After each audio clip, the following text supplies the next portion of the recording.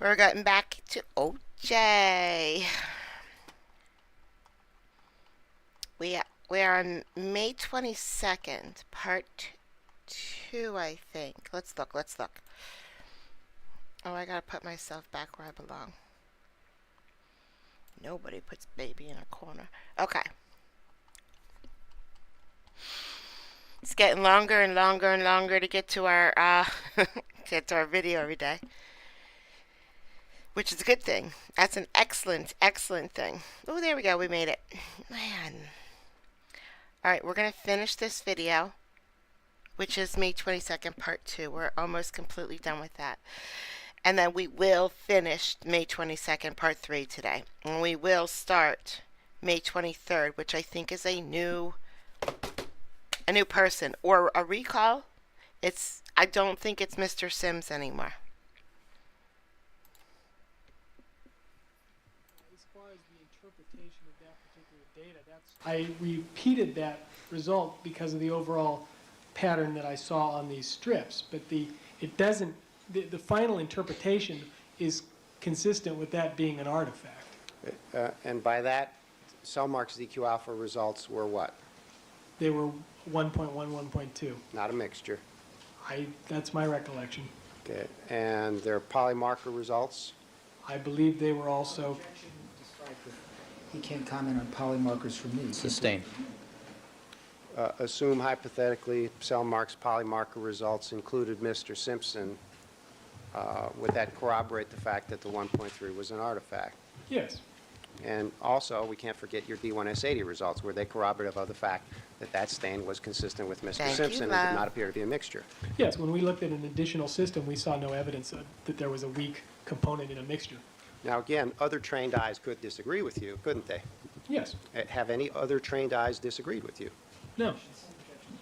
Oh, well, And has anything happened since you first interpreted the DQ alpha strip for your DNA item 55A, which is LAPD 52, which is on the projection screen as Defense Exhibit 1168, that causes you to question that is a 1.1, 1.2? No. Okay. But nonetheless, you rehybridized it. Is that true? Yes. In other words, within our own laboratory, we checked it out. Okay. But before we move on to that, you've mentioned a couple of times that this was a tough call for you. Do you recall that? Yes. Now, would you explain what you mean or what you meant by that to the jury? I think we've asked it already.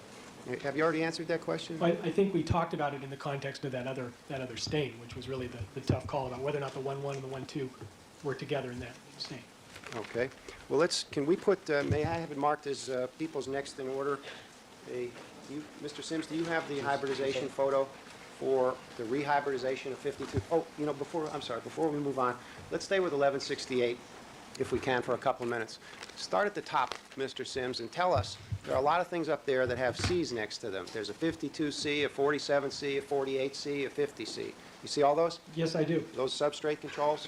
Yes, all of those with the C at the end are Asked and substrate answered. controls. From the top, it would be for LAPD number 52, LAPD number 47 substrate control, 48 substrate control, 50 substrate control.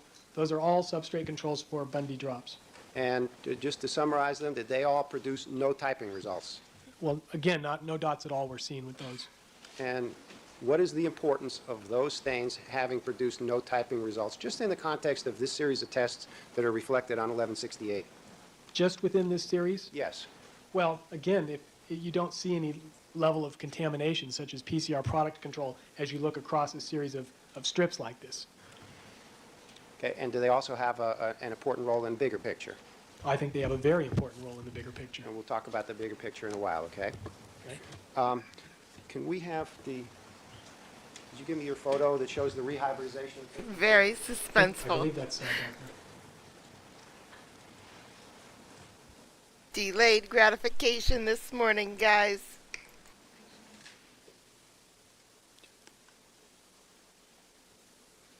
You want to check up there, Mr. Sims? We seem to have Yes, I'll lost check. it. I'm going to get bored and I'm going to miss it. I'm going to miss the good part.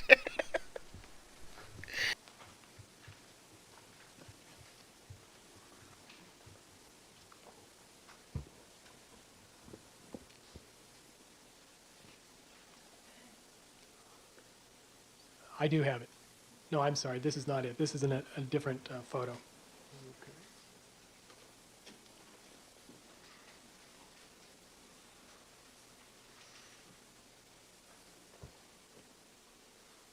What is that a photo of, sir? I want to know. All right, show that to Mr. Scheck. We have that marked as people's next in order, Your Honor. 274.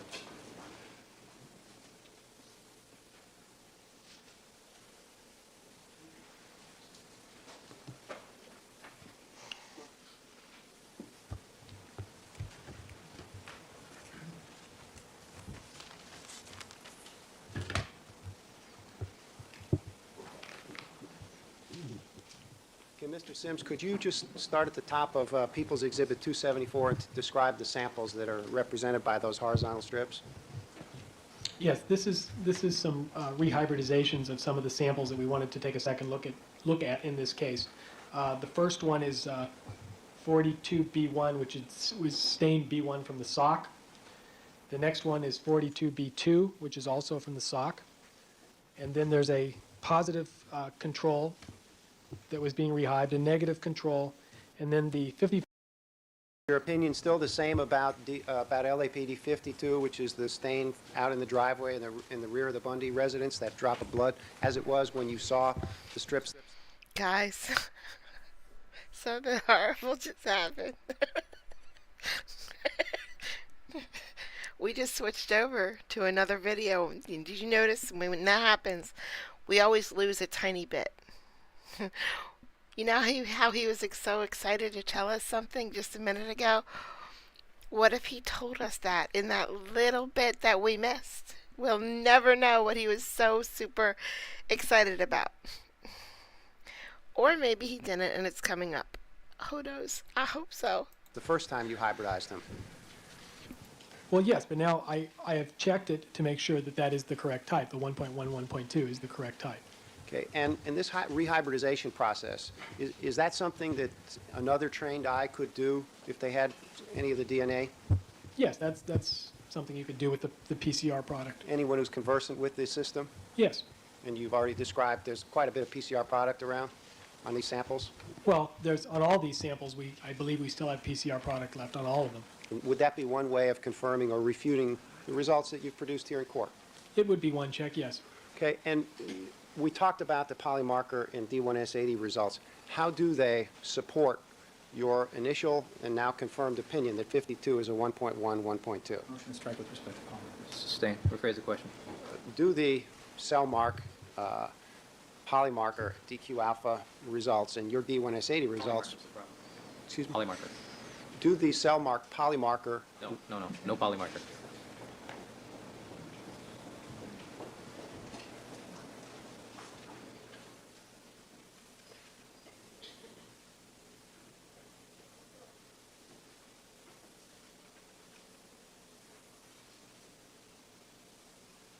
cell mark results and your D1S80 results confirm your finding that the 1.3 was an artifact in light of the fact that, Sustain. It's vague. I think you're restricted to the D1S80 and the DQ alpha, Your Honor. and the DQ alpha that cell mark did. Do the cell mark RFLP and DQ alpha results and your D1S80 results confirm your initial opinion, which is confirmed on People's 274, that the 1.3 was an artifact in item 52? Well, again, there's consistency in all those results. And other trained eyes could disagree with you, Yes? but none have to your knowledge. Sustain. Mr. Scheck asked you a lot of questions about your sound scientific practice. Do you recall those a couple days ago? Yes. Does that mean that the way you do things is the only way to do things? No. For example, you use a restriction enzyme, HA3, cell mark uses HINF1. Yes, that would be a difference. So HA3 isn't the only sound scientific practice then? That's correct. What about extraction techniques? That's one of the initial steps in the process.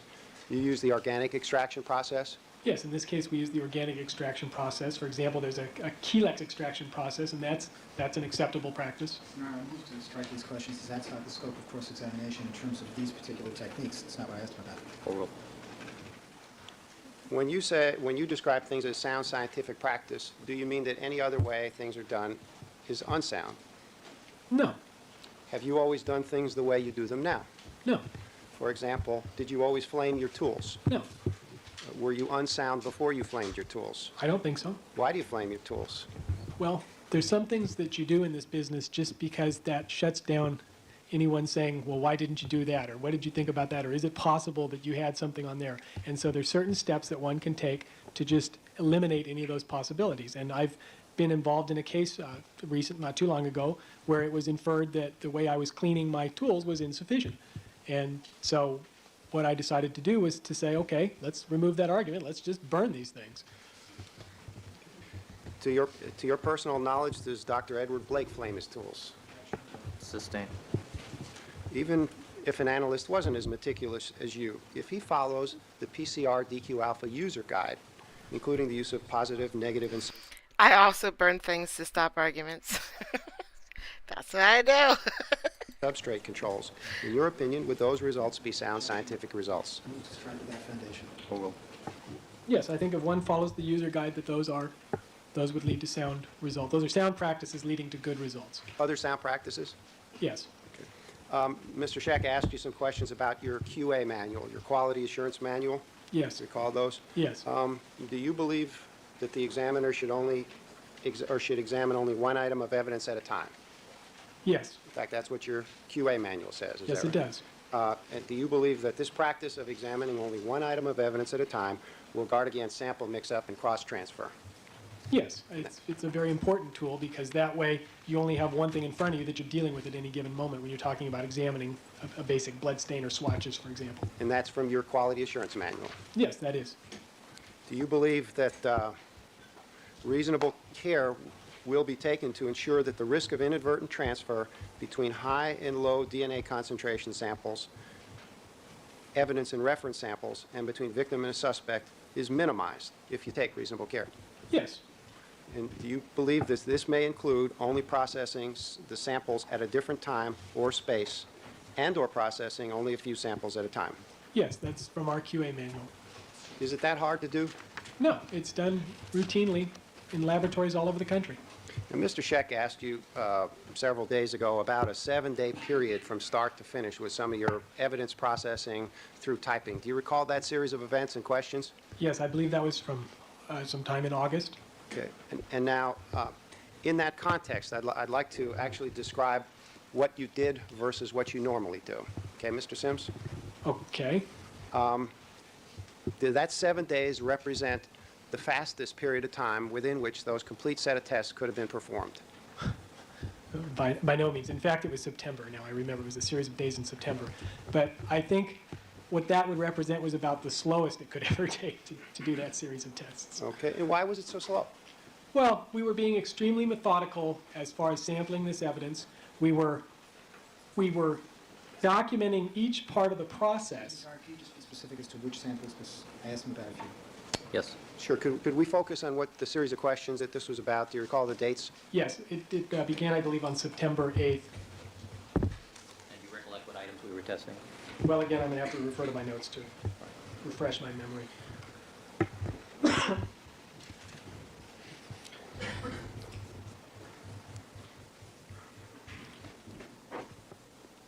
Is there a question in front of me? Sure. Which items did that sequence or that series represent, Mr. Sims? That would be item number 47, item number 1, item number 20, item number 14, item number 15, item number 16, item number 17, item number 18, item number 19, item number 20, item number 26,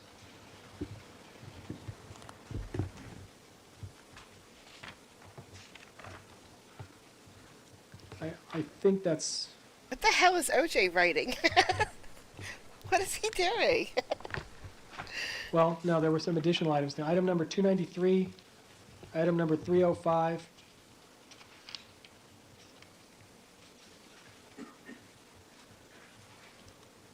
Sims, are you going back and forth between your DOJ numbers and the LAPD numbers on us? Oh, I'm sorry, I'm doing that, yes. Could we get them in terms of LAPD numbers? Well, no, actually, I don't. Yes, I'm sorry, I did do that. I mentioned 47, I mentioned 1, 20, 24, 29, 30, 31, 32, 34, 55,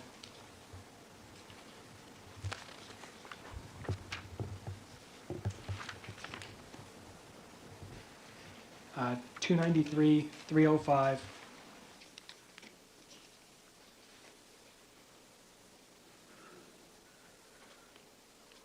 I think that's it for those samples. Well, what took so long that you don't normally do in the processing of these samples? Well, I think you begin by the fact that anytime you have a guest in the laboratory, that automatically adds a certain amount of time to the process. Is that unusual? No, I mean, there's a certain level of hello, how are you, and all that kind of thing that always goes on. But more to the point would be that the documentation would be twofold. In other words, I would take a photograph, and then Dr. Blake would take a photograph, and then I'd stop and make sure he had taken his photograph before I moved on to do my next step, and et cetera, et cetera, et cetera. So that's a long part of the process. And that would include just the actual sampling of these items. In other words, to get it out of that coin envelope, documented, photographed, et cetera, and then put into a test tube for later testing.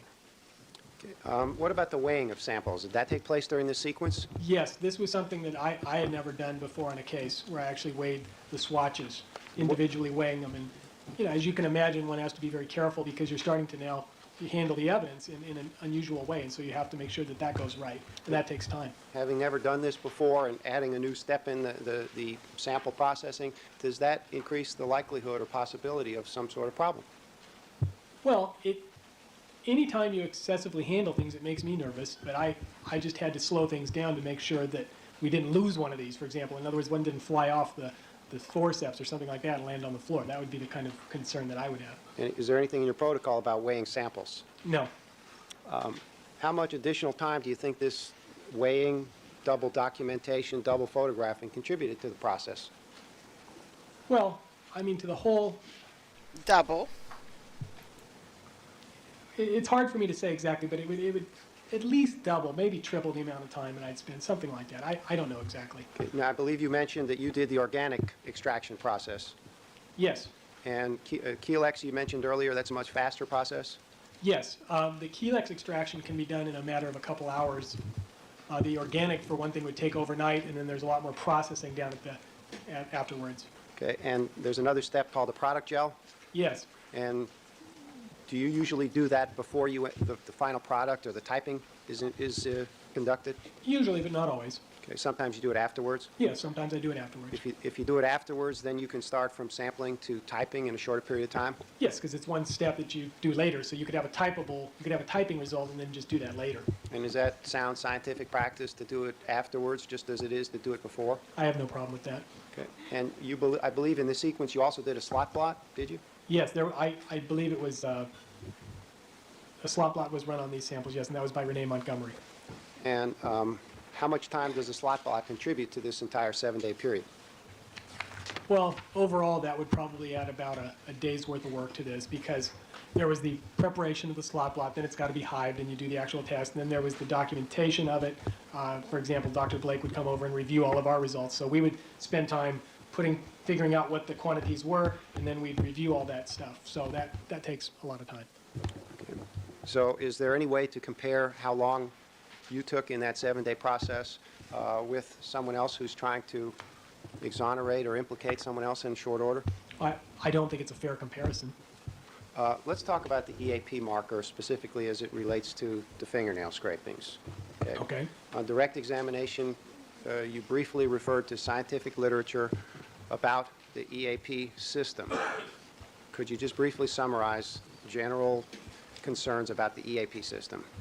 Yes, briefly, this is, Counsel, haven't we been through this with this witness on direct and with Mr. Matheson? I mean, the jury has heard the concerns I've about got a few EAP. questions. Mr. Scheck went into it on cross, Your I Honor. understand that, but I'm saying I don't think the foundation is necessarily required at this point. The jury has already heard this discussed 3 times now. I'm sorry, Your Honor. That's the point I'm trying to make. You've reviewed Mr. Matheson's notes, and you've reviewed his electrophoretic. It's marked as Peoples 273 for identification, have you not? yes, I have. Okay. And you're aware of the number of samples that are on there? Yes, I am. Could you, from left to right, read the number of evidence samples that are on that electrophoretic? 80, Overruled. 84A, 84B, 85A, 85B, 115, 116, and 117. Okay. And reviewing 84A and B, which purport to be from the fingernail scrapings of Nicole Brown taken during the autopsy process, how would you report the EAP type for 84A and B? Objection beyond the scope of cross-examination. Only asked about degradation claims. Overruled. Well, I mean, this is somewhat difficult because obviously I'm not the one that read the original plate, but I think if you look at this particular set of results, you do see that some of these samples have their A bands starting to fade away. I can see consistency in that. And I also note that in that critical area of the plate on the left side where 84A and B are, there is some distortion in the gel. And I don't think you can definitely say that that's a B result. That would be my conclusion. What would you say? Well, I recognize that there are the bands, I see some bands there that you could say, may be attributable to a B. In other words, it's not an A, for example. There's no doubt in my mind that it's not an A result. But I don't think you can absolutely say that that's a B either. Okay. Would you look at 117?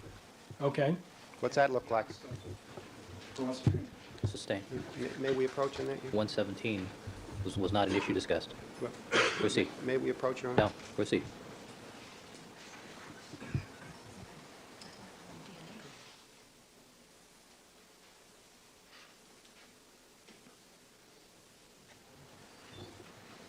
Is 115 and 116 also on that electrophoretic? Yes. Would you exclude Nicole Brown as the source of the blood under her nails now that you've explained to the jury what you think 84A and B look like? If you assume that she was an EAP type BA. Well, I'm not looking at this result just in that vacuum of the particular gel. I mean, I'm taking into account the information that we've derived from the PCR results. And I'm also taking into account my understanding that there was no indication of any tissue was found on this sample. So from that, those to me are powerful pieces of information because it indicates that this is not just some isolated sample, but this would be part of that entire mix that was looked at by the PCR testing, which included Nicole Brown. And so I would not use this to exclude her. Okay. And I believe your description of what you see some possible A bands there. Is that consistent with the primary scientific literature that Mr. Scheck referred to on cross-examination? Sustained. Rephrase the question. Are your observations about seeing something in the A band area consistent with the mainstream scientific literature on the subject? Vague. Objection to where? Overruled.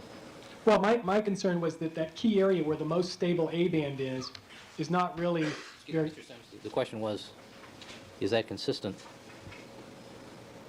with what you have seen in the scientific literature on the subject? Yes or no? I'm sorry, I'm that's Rephrase the my- question, counsel. Okay. You've told the jury you would not describe that as a B. You've told the jury that you see something in the A band area, knowing the degradation process of a EAP type BA and seeing what you see in the A band area. Is your observation consistent with a BA degrading to a BA based on the mainstream scientific literature on that point?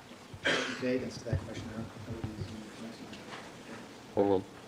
Well, my concern, I think that misstates what I said somewhat about seeing some A bands there. My concern is that critical area is not where the A band would be, one of the key A bands would be, is not that clear from this particular result. So that is consistent with the scientific literature, that one of those A bands is more stable than the other. Okay. I'd like to talk about, what time are we going to break, Your Honor? 3:30. 3:30, okay. I'd like to talk about Dr. Blake and his presence in your lab a little bit more. Mr. Scheck elicited from you that you frequently change gloves between samples in this case. Do you remember that last week? Yes. Did Mr. Blake's involvement in this case have some impact on you changing gloves between samples? Yes, it did. Could you explain at each point in the process why Mr. Blake's involvement caused you to change gloves in this case between samples? Yes. When we were processing these samples, one of the activities that I mentioned was weighing of the swatches. So that meant that for each one of these, I had to go one at a time around different areas of the laboratory. And I was particularly concerned about having handled doorknobs and touching different things as far as what that may potentially be on my gloves. So I would contrast that with the situation where you're just working with clean tools, then it's unlikely that you would get any contamination on your gloves, where you're just working in one area. And it was because of the request for the weighing of the swatches that would necessitate, or would make me want to be more concerned about how those, about the changing of gloves. So would you actually, with each sample that was taken, would you then go take it and be weighed and photographed individually? Yes, it would be taken to another room for photography, and then taken to another room for weighing, and then brought back into the main laboratory area where I was working. And is that why you changed gloves between samples? Well, that was one of the key concerns in my case, because I was handling a lot of different surfaces at that point. Okay, now, so it's not your practice then to routinely change gloves between every sample that you're processing in a case, in a normal case? That's correct. Okay, and is your practice consistent with the Amplotype PCR DQ Alpha user guide? Yes, it is. In that regard, do you change gloves frequently to avoid sample-to-sample contamination? Yes. And do you change them whenever they might have been contaminated with DNA and whenever exiting the work area? Yes, whenever I would think that I may have contaminated my gloves, I would immediately take them off. Do you recognize that language from section 2.2.2 of the user guide? Yes, I'm familiar with that. Is it that hard to do? No. You ever had Dr. Blake take photos of you in a case before? We've been involved in several cases over the years. I can't recall one where he took photos of me, as opposed to photos of the evidence. Okay. Did your examination of the glove number 9 from Rockingham take a long time in this case? Yes, it did. Do you recall how long it took? Well, I think that was on this Sunday, as I recall.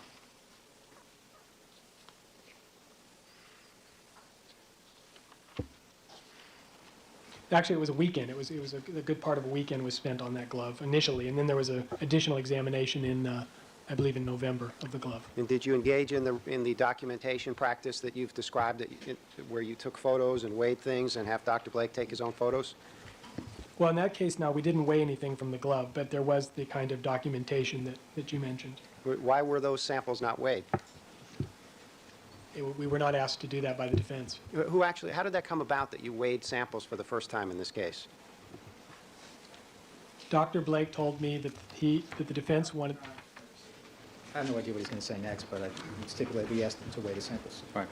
Pursuant to a defense request? yes, pursuant to a defense request. Okay, let's talk about the glove exam just for a moment while we're talking about the glove. Why did you look in the notch area? Yes, this was after looking over a lot of the, Or will? well, the way this came about was I started thinking about how someone with a bloody finger might want to take a glove off and use that notch to do it. Strike is speculation.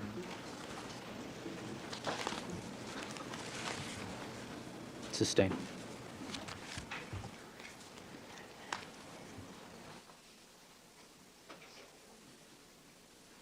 Your attention to the notch on the glove. There was a small amount of stain down in that area. And had you already sampled the glove in other areas? Yes, I had. Had you done testing in those other areas? Well, I didn't have any results at that point. I had just taken samples from other areas. Okay, and then you mentioned there were some small stains in that area? Yes, there was a small stain in particular that caught my eye. And where was that? That was down by that notch. And why was that of significance to you? Form of the question. Or will? Well, there were a lot of stains on that glove to look at, but again, that's why I looked in that particular area, was because I thought there may be some significance to one taking a glove off and using the notch to do that. Overruled.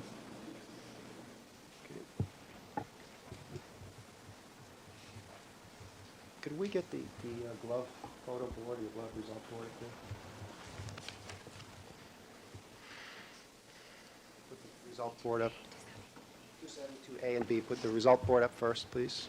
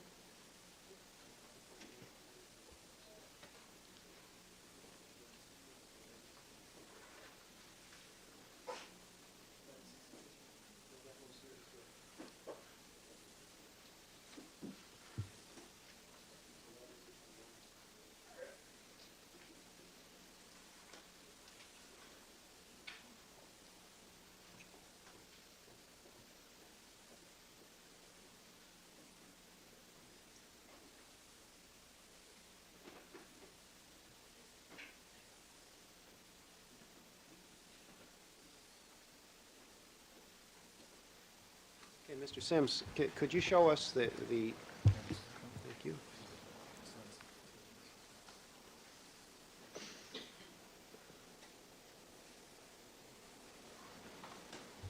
I think you've described your attention being drawn to the notch. What drew your attention, or what stains are we talking about that drew your attention to the notch area of the glove from Rockingham, number 9?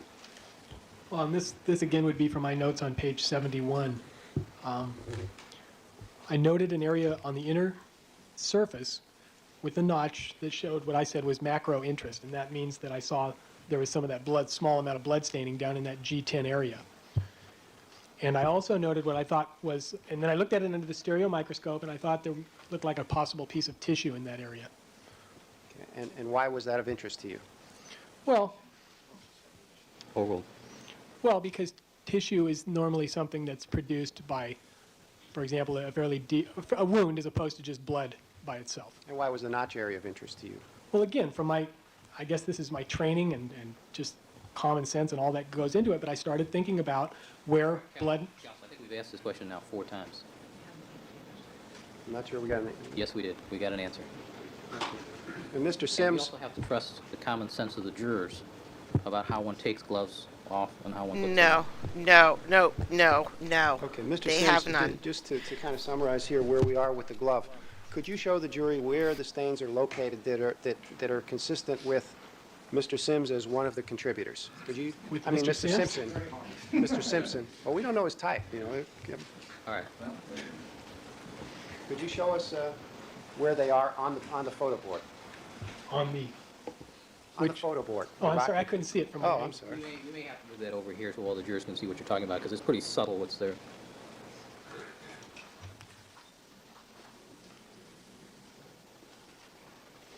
It's been months and months, and you guys don't know where to put the damn boards yet. For real. Now it's going to be blocking juror number 7. And if you could, Mr. Perlow, could you move that up so 1492 and 165 aren't blocked by the podium?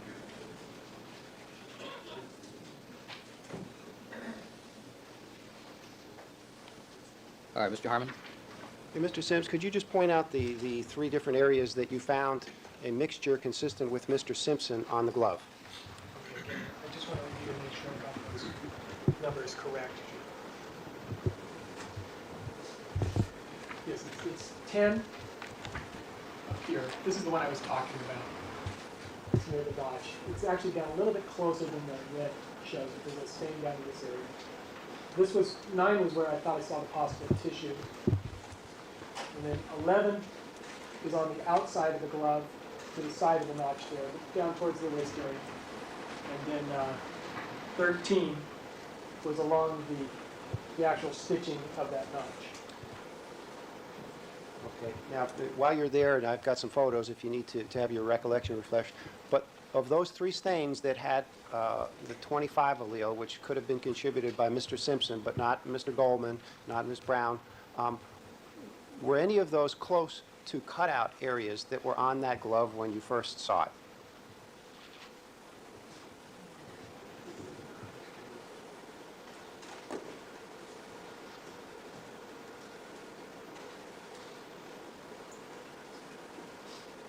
The only one that at all comes to mind to me would be this cutout here is somewhat close to. Could you describe, you pointed to it, could you relate it to one of the other markings on the board?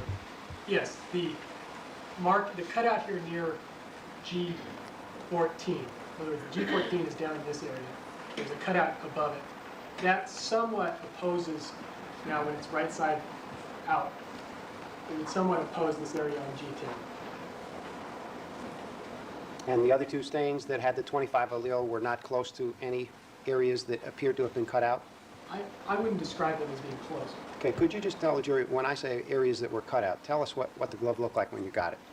Well, when I got it, it appeared to me that cutouts had been made from the different areas, some of the different areas along the glove. In other words, I didn't know exactly who cut them out, but it appeared that there were some sort of squarish cutouts made in different areas of the glove. And were those consistent with having been sampled by a forensic scientist? That's typically what I would expect to see. Okay, thank you. I have no further questions. Can we take a break? All right, ladies and gentlemen. I have more questions, but Not not on- before the break. not on No this break. No All right, ladies break. and gentlemen, we're going to take a 15-minute recess. Please remember all my admonitions to you. Don't discuss the case amongst yourselves, form any opinions about the case, conduct any deliberations, or allow anybody to communicate with you, and we'll recess for 15. Mr. Sims, you can step down.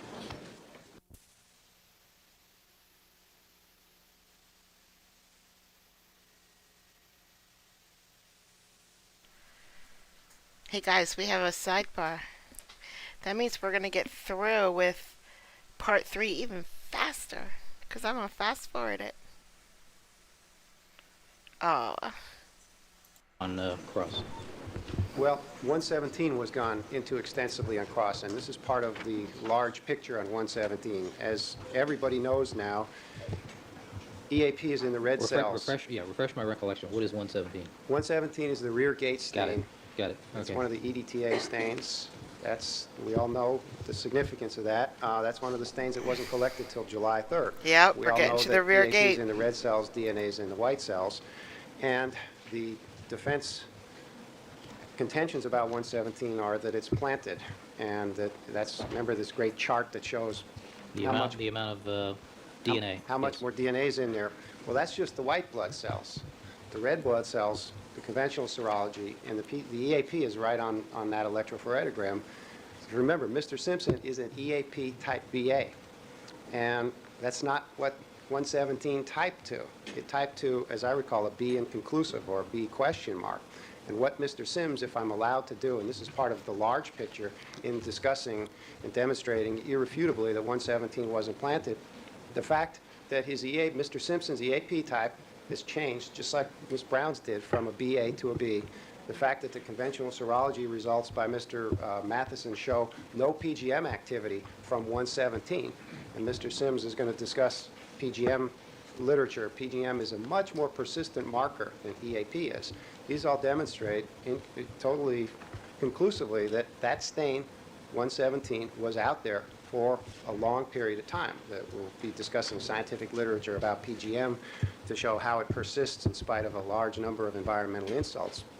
And the EAP electrophoretic, it's right on there. And if you recall back, this goes back some weeks ago, the defense made a big deal in one of these exhibits. They wanted us to cut off 117. This is weeks and weeks ago. I can't even remember which exhibit that was. Because they just don't want the jury to see that Mr. Simpson's EAP type went from a BA to a B inconclusive, just like Nicole Brown's did in the fingernail clippings. So this is a small piece of the big picture that shows that 117 was out there for some period of time that's consistent with having been out there since June 13th.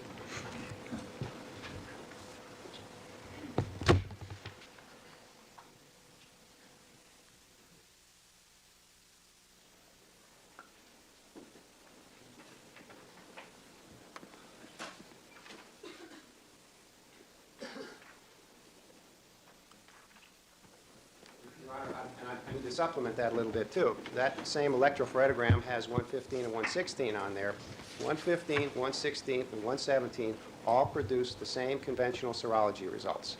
This BA looks like a B. Looks like a degraded BA. It's a B inconclusive, very much like what Mr. Sims has described 84A and B are. No PGM activity.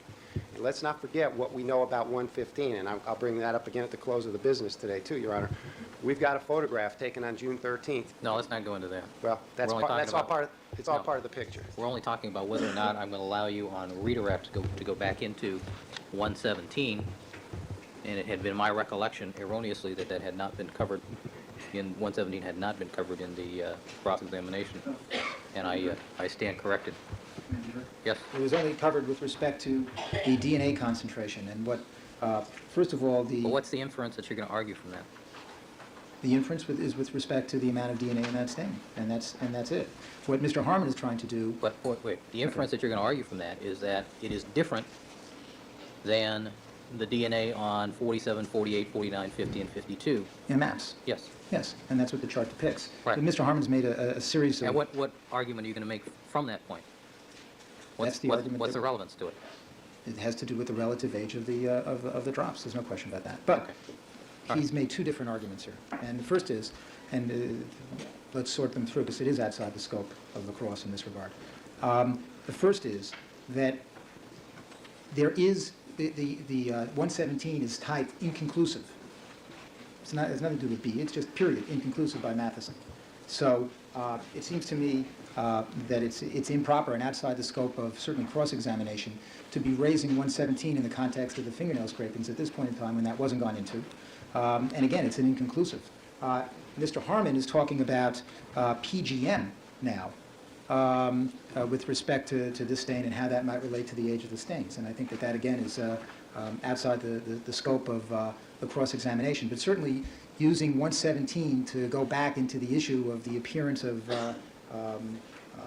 a bead when it wasn't called a bead, it was an inconclusive, and to go back into the fingernail scrapings has nothing to do with the cross-examination on that point. As to what he's saying he wants to do with this electrophoretic on the conventional serology markers, I don't know. It sounds like it's outside the scope there, too. And that's about all I have to say about that. But it's plainly beyond the scope with respect to what he's doing right now, and that's discussion of the fingernail scrapings. We didn't go into that at all. And we didn't go into that at all. It wasn't even gone into with Mr. Matheson. All right, well, the issue is 117 and the age of the blood drop. Mr. Harmon? Blood cells, white blood cells, they're within the same cell, and they want to, I mean, you talk about something being beyond the scope. We're talking about the same cell, and they want to preclude me from talking about implications of red cell testing by saying we only talked about white blood cell testing, and I think that's clearly a silly proposition, Your Honor, to confine me. We're talking about 117. We're talking about how long 117 was there. We're talking about whether it was planted. We're talking about the ambient environment that it was in, as opposed to all the things along the walkway in the house. That's what we're going to be talking about with this witness, Your Honor, and that's all within the scope of that beautiful chart that they put up there. It's within the scope of that chart. The other answer to this is that if they want to make some inferences about, they just had this witness testify that he disagrees with the call that Mr. Matheson made on the EAPB under the fingernails, that he wouldn't have called it a B. Now what they're trying to do is have him testify about these test results in another context with respect to the gate when he's not the person that performed these tests, has expressed reservations about the results of these tests. He's the wrong witness. If they want to call a witness to testify about this particular testing and lay a foundation for it in relation to the gate and how conventional markers can or cannot tell you anything about the age of the blood on the gate, then they can call a witness to testify to it. But it's outside the scope of the cross-examination, and it's without foundation as to this witness, as to these tests, which he's disavowed. He wants him to start testifying about results which this witness has disavowed. He disagreed with the call on the fingernail scrapings, and now he wants him to testify about the significance of the back gate, which was called inconclusive, which ordinarily, in fact, this witness has said that inconclusives, he won't testify, report the results. Hold on. Mr. Harmon, your offer of proof is that you're going to ask Mr. Sims to testify to the durability of PGM markers in blood left at crime scenes. Right, and I mean, we're only at the point now we're talking about EAP, and so we haven't gotten beyond that with 117. You can look at this thing, and it looks just like 84A and B. And that's what Mr. Sims is going to say. The EAP result looks just like 84A and B. Now, if this is planted, unless somebody took Mr. Simpson's red blood cells from this stain, it gets much more complicated if that's what's going to do. Mr. Harmon, please don't launch off into things that I'm not asking you about. I'm asking you, are you making an offer of proof Yes, Your Honor. that you're going to then go into the durability of the PGM marker? Right, and the fact that there was no PGM activity in these stains. And that's going to tell me that it's been out there for a long time. Yes, Your Honor. All right. My objection is to, if he's restricting it that way, that's one thing, although I still think it's outside the scope. But I don't want him doing this with respect to the fingernail scrapings in this context, because I didn't go into it in that context on cross-examination, and it's going to open up a whole can of worms that... All right, I understand this argument to be in the context of 117, the stain out by the gate. All right, 115, they're all in the same electrophoregram. Yeah. all right. The issue was raised regarding the age of the stain on the gate. I will allow limited access by the prosecution on redirect to that issue. All right? I'm not willing to try the rest of the case on this. But I still have a main objection that he didn't even do these tests. I understand that. And has said that, he's asking him to talk about an inconclusive. And I anticipate that the foundation will be laid. But you did bring up the issue of the age Well, of the on the amount of DNA, that's fine, but this is an apples and oranges issue. No, it's the issue that's relevant to the case. No, I have no quarrel with putting in such testimony through the All right. competent witness with a proper foundation, but Let's that have hasn't it been yours. right.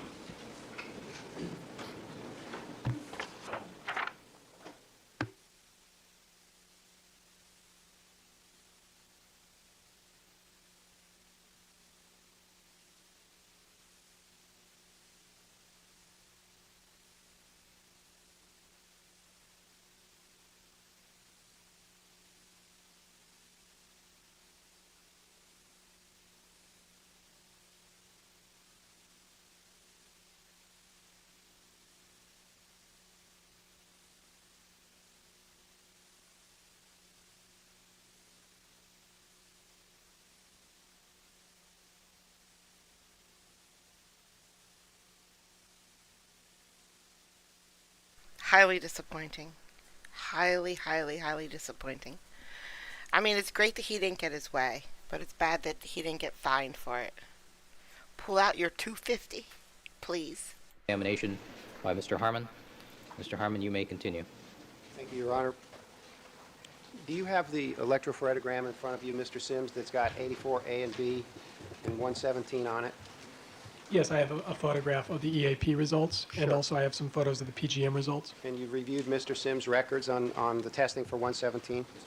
I'm sorry, Mr. Matheson. Yes, I have reviewed that. What is your opinion about the EAP type of 117? Objection, no foundation. Overruled.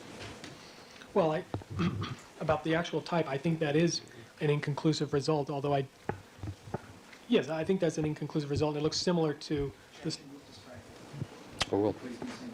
Overruled. I would just say it's an inconclusive result. Does it look similar to 84A and B? Sustained. How does it compare to 84A and B? Sustained. Not allowing that, counsel. Excuse me, Your Honor? I'm not allowing that. What bands do you see there? On 117, Yes. I see what we would call the B and C bands. There's a possibility of some activity in the closer A band, but it's smeared in that area. Okay. If the stain in item 117 is actually from the defendant, Mr. Simpson, and his EAP type is a BA, how do you compare the fact that he's a BA with what you see in the electrophoregram? Objection, no foundation. Overruled. I wouldn't exclude him based on this result if he is a BA. Why not? Well, because again, I don't think the pattern is that clear that you could rule out a BA on that particular result. Would it be fair to say that that stain has been there for some time simply based on the appearance of the bands? Objection, no foundation. Sustained. Are you familiar with the scientific literature on the degradation of the EAP marker? Yes. Are you familiar with how long it persists in different conditions? Yes, I have some familiarity with that. What can you say about the length of time, the results that you see for 117 on the electrophoregram, that stain was in the position that it was removed from? Well, with that EAP result by itself, it would be difficult to give much of an estimate on that result alone. Okay. We'll talk about PGM in a little bit. Let's talk about substrate control processing. You've shown us some of the results which show no typing results on the DQ alpha strips that we saw earlier this afternoon. Yes. What I'd like to do is address the processing of substrate controls in 3 areas: sample mixing in the field, cells from investigators or lab personnel contamination, or in-lab contamination via amplified PCR product, commonly known as PCR product carryover. Okay? Okay.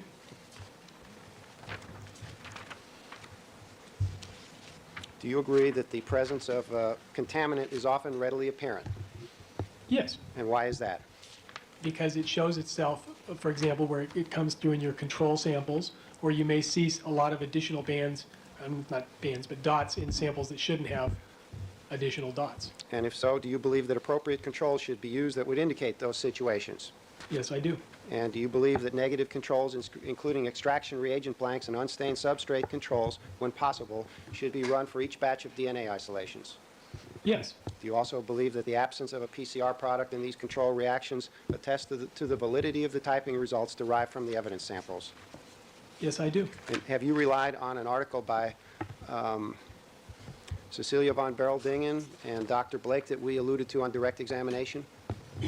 Now, that is the one in PCR technology, I believe. That's correct. It's a chapter in a book. I believe it's chapter 17. Yes, I have. And do you recognize the statements I read to you as coming from that chapter that you relied on by Dr. Blake and Cecilia von Beryl-Dingen? That sounds like the language of that chapter, yes. Okay. Now, Mr. Scheck asked you numerous questions about handling of substrate controls. Do you recall that in the beginning of your direct examination? Yes, And do you recall him using the word handling in parallel, with the emphasis on the parallel? yes. Now, is there a difference between systematic handling of substrate controls in parallel in the evidence processing phase and processing those substrate controls in the same manner during the DNA typing process? No, I think we're talking about the same basic process of alternating between stain and substrate control, stain and substrate control. Now, do you have any scientific problem with not processing substrate controls in some instances along with the stains which they were collected alongside? Now, specifically, you would say at the point where you're doing the amplifications? Yes. No. And why, would you explain to the jury why, in your opinion, it is not a problem not to have gotten substrate controls after you had typed some of the evidence stains? Oh, well, again, it's just a matter of you can, depending on what you're going to use the substrate controls to infer, as long as they're typed at some point, that tells you that through that process of collection and how they were initially handled in the laboratory, that there's no problem with those processes. In other words, you didn't induce some contamination in those. And are you missing anything by not processing for typing those substrate controls at the same time you type the evidence stains? No, I don't think so. Okay. But let's revert back to the evidence processing in the very beginning when, for example, stains are processed for drying. Is it critical that substrate controls be processed in parallel or systematically alternating between an evidence stain and a substrate control? Well, again, if you're going to use it as a control in that process, then I would say yes to that. In other words, you want to do one and then the other. And how is it a control in that context? Because, again, if anything is likely to show a type of contamination, it's a sample that would be blank in the first place, so that all you have is contamination. So the substrate control is the key because you're alternating those between the stains, and so if there was something from this stain contaminating, it should then contaminate the substrate control. Is it somewhat of a barrier? Yes, I think it provides a little buffer between each one of your stains. Okay, and if one also were to simply process one stain at a time, in addition to alternating between the evidence stain and the substrate control, would that provide an additional safeguard Yes, it would. against sample mix-up? Yes, it would. Okay, now that's the first category, sample mix-up, either in collection or processing within the lab. Let's move to contamination by investigators or lab personnel. What is the role that a substrate control plays in that process? The substrate control can play the role of showing that it was in an area that was nearby. For example, when we talked about all this sneezing and coughing, that's an area that was nearby the stain, and so there's no evidence then, assuming it comes up negative, there's no evidence then that that kind of contamination occurred on that particular sample. Now, is there any scientific basis for the notion that a sneezing investigator, his sneezes will only go on evidence stains and not on substrate controls? I've never heard of that. Okay, now I know the FBI, they didn't do sneezing in their study, right? That's my understanding. Has anybody ever done any research into any aversion biological material might have to these blank substrate controls? Well, we have studied swatches that are blank. I mean, after all, it is a blank swatch that is used, it starts out blank, that's used to soak up a stain. So they certainly have an affinity for biological material, these swatches do.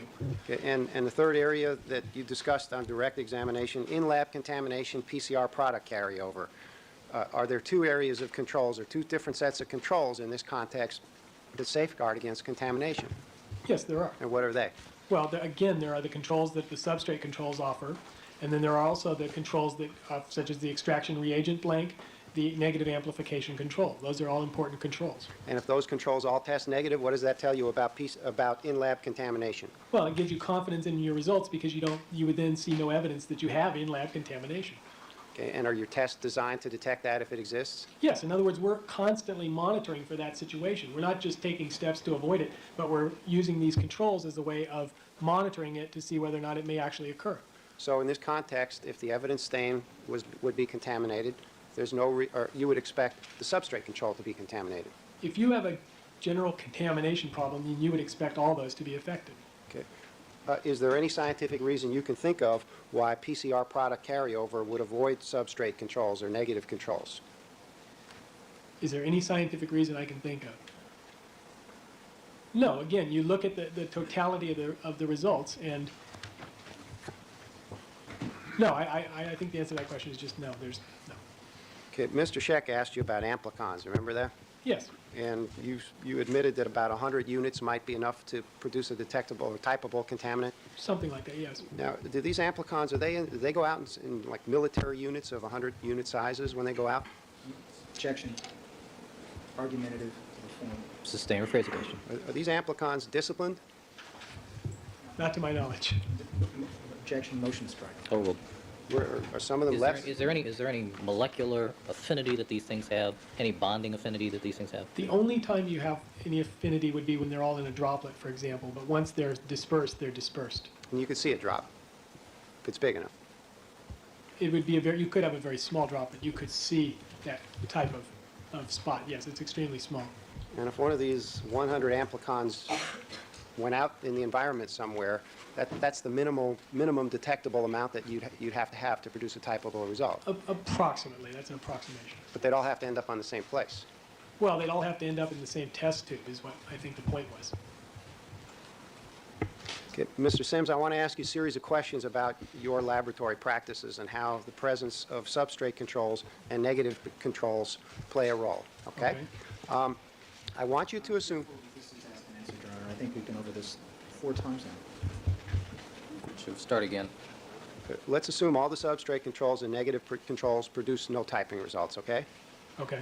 Is the subject of sample-to-sample cross-contamination adequately addressed even if the forensic scientist does not change gloves between samples?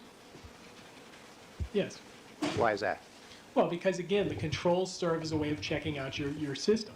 And you look at the totality of the results, and if all those controls came out negative, then the inference would have to be that the stains were properly typed. Okay, same assumption. Is the subject of sample-to-sample cross-contamination adequately addressed if those controls produce no typing results, even if the forensic scientist does not change gloves between different scenes from different sources of people? I think we've been over this in every context. Overruled. Not specific. And Not I would specifically. object to the term adequately addresses being vague. Overruled. Yes, it does adequately address that. Okay, same conditions. Is the subject of sample-to-sample cross-contamination adequately addressed even if the forensic scientist does not handle the reference sample in a different room than he handles the evidence stains? Again, provided you have all those controls, I would say yes, it does adequately address that. Same assumptions. Is the subject of sample-to-sample cross-contamination adequately addressed even if the forensic scientist does not handle evidence from separate crime scenes in a different room? Yes. And the same conditions, is the subject of sample-to-sample cross-contamination adequately addressed even if the forensic scientist does not avoid handling multiple samples during the same period of time? Yes. Same assumptions, is the subject of sample-to-sample cross-contamination adequately addressed even if the forensic scientist does not completely prevent aerosol of any type?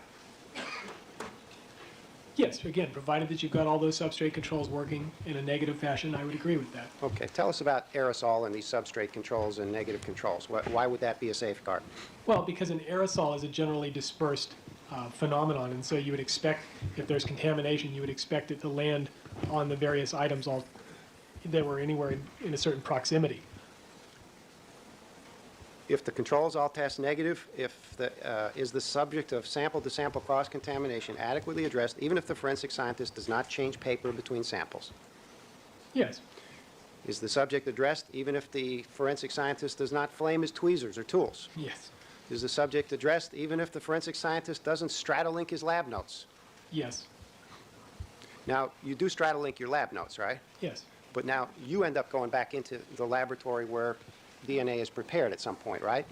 yes. I remove a lab coat and go back in there. Yes, But it's the same hairdo, yes, same clothing. yes. You don't straddle-link yourself before you go back there, do you? No, Do the substrate controls and negative controls provide an adequate safeguard against you bringing DNA back in the lab that's been amplified in PCR product? yes. Again, I think you're talking about the body of all those controls. Yes, And does the, assume all the controls are negative, is the subject of sample-to-sample cross-contamination adequately addressed even if the forensic scientist does not have a laminar flow hood? yes. Mr. Sims, what combination of events would have had to have occurred in order to allow cross-contamination between, let's say, Rockingham stain number 12 and all of the Bundy walkway stains, which would have allowed you to type the Bundy stains to give Rockingham types, the types that were Objection originally at calls for Rockingham? speculation. Oh, In other words, this would be to get the same typing result on the Bundy stains, no results on the substrate controls, and those Bundy stain results would be the same types as found on the Rockingham stains. Is that the hypothetical? Right, and no results from Bundy. And no results from, I'm sorry, and no. No results from what was there originally at Bundy. Oh, okay. Well, there'd have to be a lot of things going on. The Bundy results would have to have totally degraded. The Bundy stains, I'm sorry, would have to have totally degraded. And then somehow this contamination would have to sort of play a game of hopscotch and miss these substrate controls and just hit on the stains. And what about your ability to still type the Rockingham stains? Well, in other words, if all the DNA had gone from the Rockingham, I mean, it's not really conceivable to me that that would happen. Okay. How likely are these things to have happened to all of the Bundy stains that you processed? I think this foundation goes beyond anything suggested in cross-examination. Based on your review of the scientific literature, your examination of these stains, both the Rockingham and Bundy stains, your familiarity with the conventional serology results in this case, do you have an opinion about how likely only the Bundy walkway stains were totally degraded, so degraded to produce no typing, that there was a transfer from the Rockingham stains? let me save you the trouble. Sure. I'm going to sustain the objection because I think it calls. Oh, Judge, no. Judge, he was doing fantastic. He was doing oh so good, and you're going to sustain this objection. Yeah. For speculation. The jury knows what the Calls conditions for are speculation. and the likelihood What? is for them to determine. Wait, Mr. Sims, it's up to the jury to decide if all that is true? You're not going to let the scientists sitting right there say that the whole defense team are dumbasses? You're not going to let that happen. You're going to let the jury decide whether that is scientifically okay. Okay. All right. I want to ask you a couple I'm of so mad. hypotheticals, and I'll explain the question first, then I'll provide the hypothetical information for you, okay? Okay? The question which I'll ask you after I provide the hypothetical information is, even if all of the above happened, is it conceivable that cross-contamination occurred between the defendant's reference sample and the Bundy stains during the stain drying process? Okay, that's what the question will be. Object to the premise. Should rephrase the person. The problem is the word conceivable. Okay. Well, let me give you the hypothetical, and maybe it'll be easier to do the question then. Let's assume that all the Bundy walkway stains that you saw, 47 through 52, absent or less 51, were seen at midnight by police officers. That the Rockingham stains were seen by police officers at 6 in the morning. That all of these stains were collected with their attached or with their substrate controls on June 13th before the defendant's reference sample was obtained. Furthermore, that all of these evidence stains from Bundy consist of multiple swatches ranging Wait, from Jude, 4 to 7 Jude. individual swatches. You need to all of- shut up. I am talking to Jude.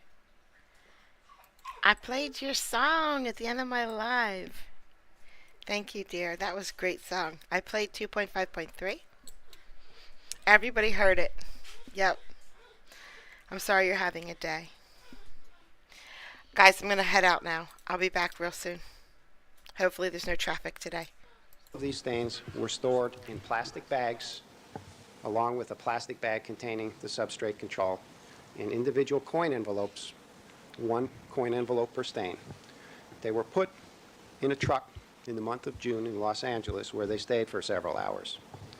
They were ultimately taken back to the Los Angeles Police Department, where they were processed for drying.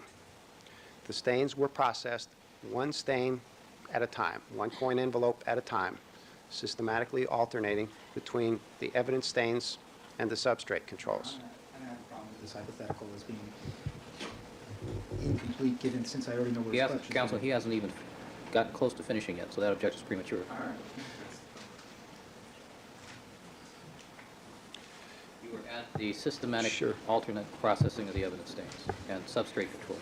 During the drying process, the defendant's reference sample was brought, before the drying process, the defendant's reference sample was brought into the room, kept in a plastic garbage bag where it remained overnight. The next morning, the stains were dry. They were individually, 1 coin envelope at a time, put into bindles. A separate bindle for the evidence swatches, multiple swatches, a separate bindle for the substrate control, put back into the original coin envelopes, always only working on 1 coin envelope at a time. And furthermore, I'll add the next proviso that ultimately all of the substrate controls tested negative. Okay. Okay. Is it possible that the defendant's reference sample could have cross-contaminated any of the evidence based on all of those facts? Your Honor, I have multiple objections to this hypothetical. Legal basis. Legal basis, it's without foundation, and it doesn't address, it only goes up to a certain point in time. Many facts are left out. Incomplete. Incomplete. And incomplete and not even... Incomplete covers it. don't you think? Incomplete. All right, overruled. Well, as you've described that, Excuse me just a second. This is not an audience participation function. Next time I hear a reaction from the audience, I'm clearing the audience. In terms of incomplete, just be clear about my objection, because I think you asked me some questions. Is that incomplete? Counsel, I'm not asking you to argue the objection. No, I'm not. I want to be clear that my objection is not just incomplete to the steps up to this point, but incomplete with Counsel, I respect to understand. subsequent steps. Counsel, I'm not asking you to argue the objection. All right, I don't mean to argue it, just wanted to make it clear. Proceed. as I understand the hypothetical, and one of the keys now is that the blood sample is in that, the reference sample is in a plastic bag. I don't see how that's possible. And what effect, even though that alone, I think you believe covers it, what effect do the substrate controls not producing typable results have on clearing up any question you might have? Well, again, they address the cleanliness of the whole process, if you will. In other words, they're showing that where there's no DNA, no blood collected, that we don't get a typing result. So I think that's important. Okay, Mr. Sims, I want to take that hypothetical. I'm going to start at the beginning again and then take it a little bit further, okay? Okay? All the way from the beginning again? Is that redundant? All the way from the beginning again, or my question? Why don't you add your additional factors? Sure. Do you have everything fresh in mind that we got you right up to the reference samples in the plastic bag? The next morning, all those swatches are put in coin envelopes. Okay, Put in separate bindles in coin envelopes. Okay, and so now they are in coin envelopes, and then the plastic bag still contains the reference sample. Right. And these are two separate crime scene stains. Let me add a few other elements to it. From among the stains are two items from Bundy. You reject at this point that it's woefully incomplete in terms of... Premature counsel, overruled.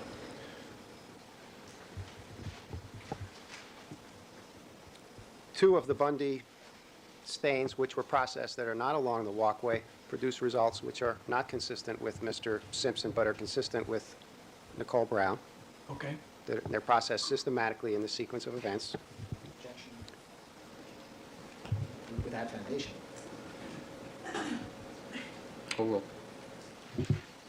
None of the substrate controls processed either during the Rockingham processing or the Bundy processing gave typing results. Okay? Okay?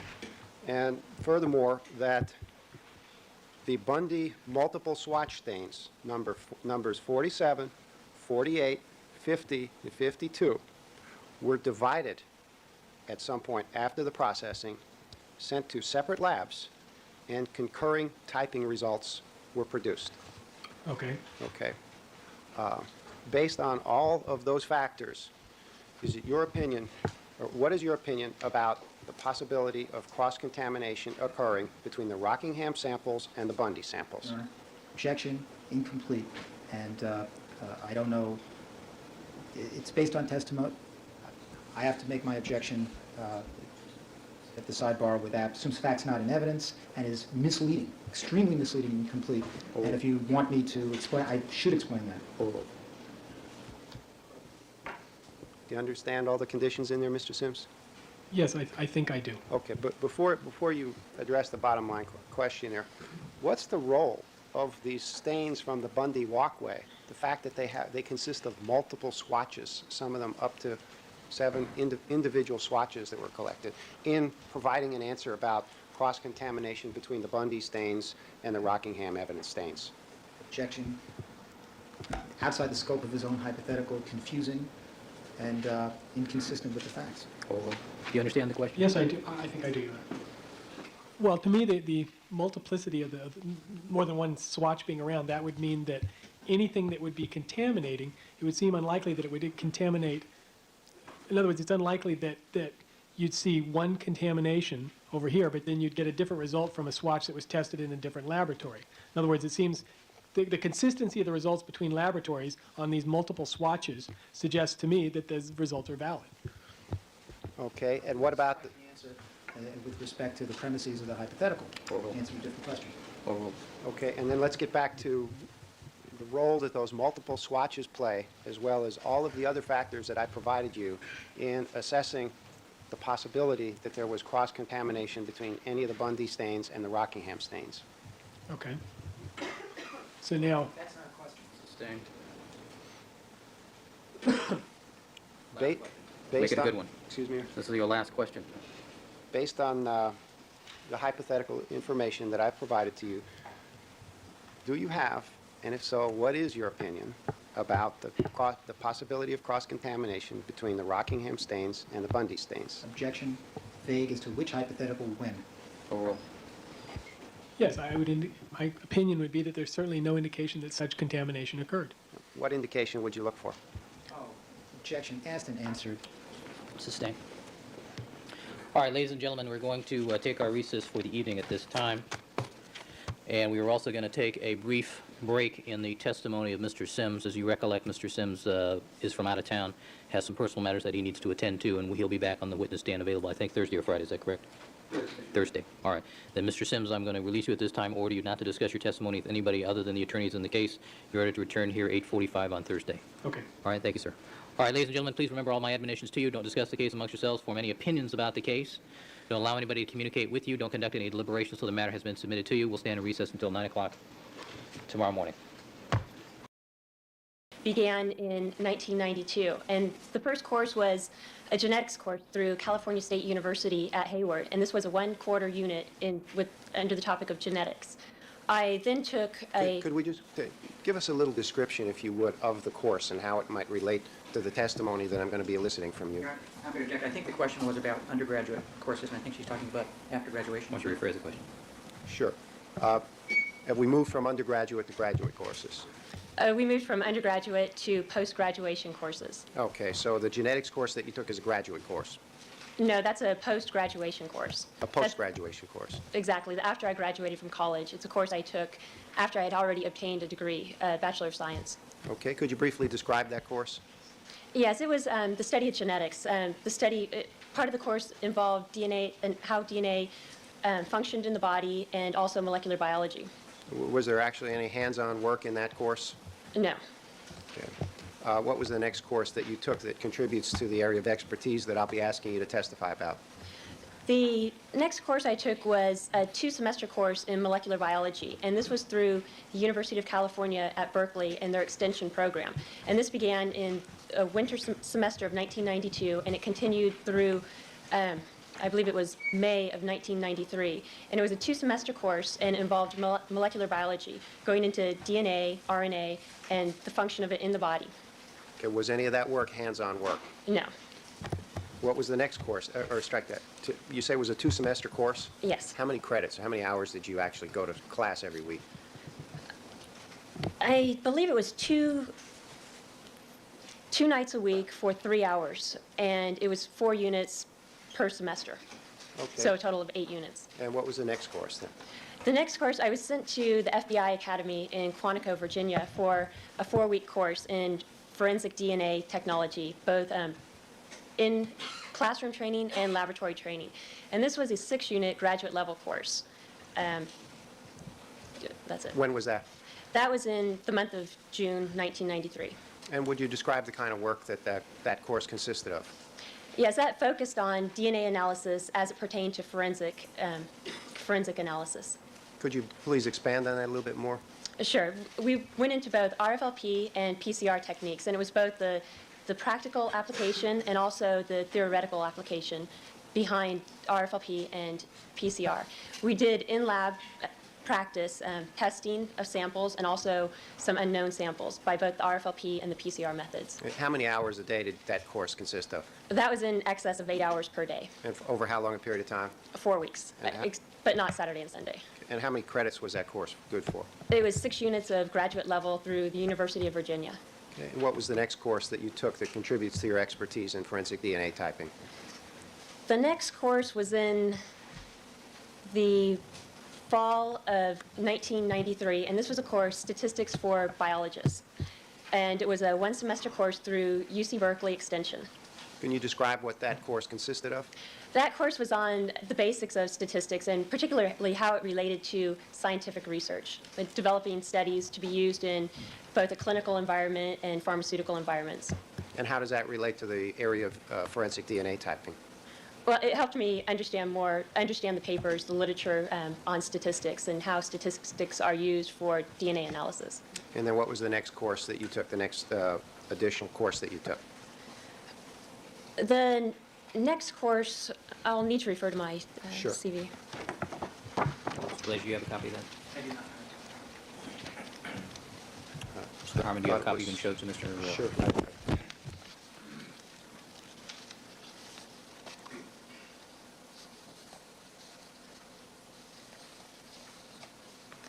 Do you have any extra copies of that? Yes. All right, Mr. Blazer, why don't you approach the witness and get an extra copy from her? This is actually a copy that was discovered by the defense.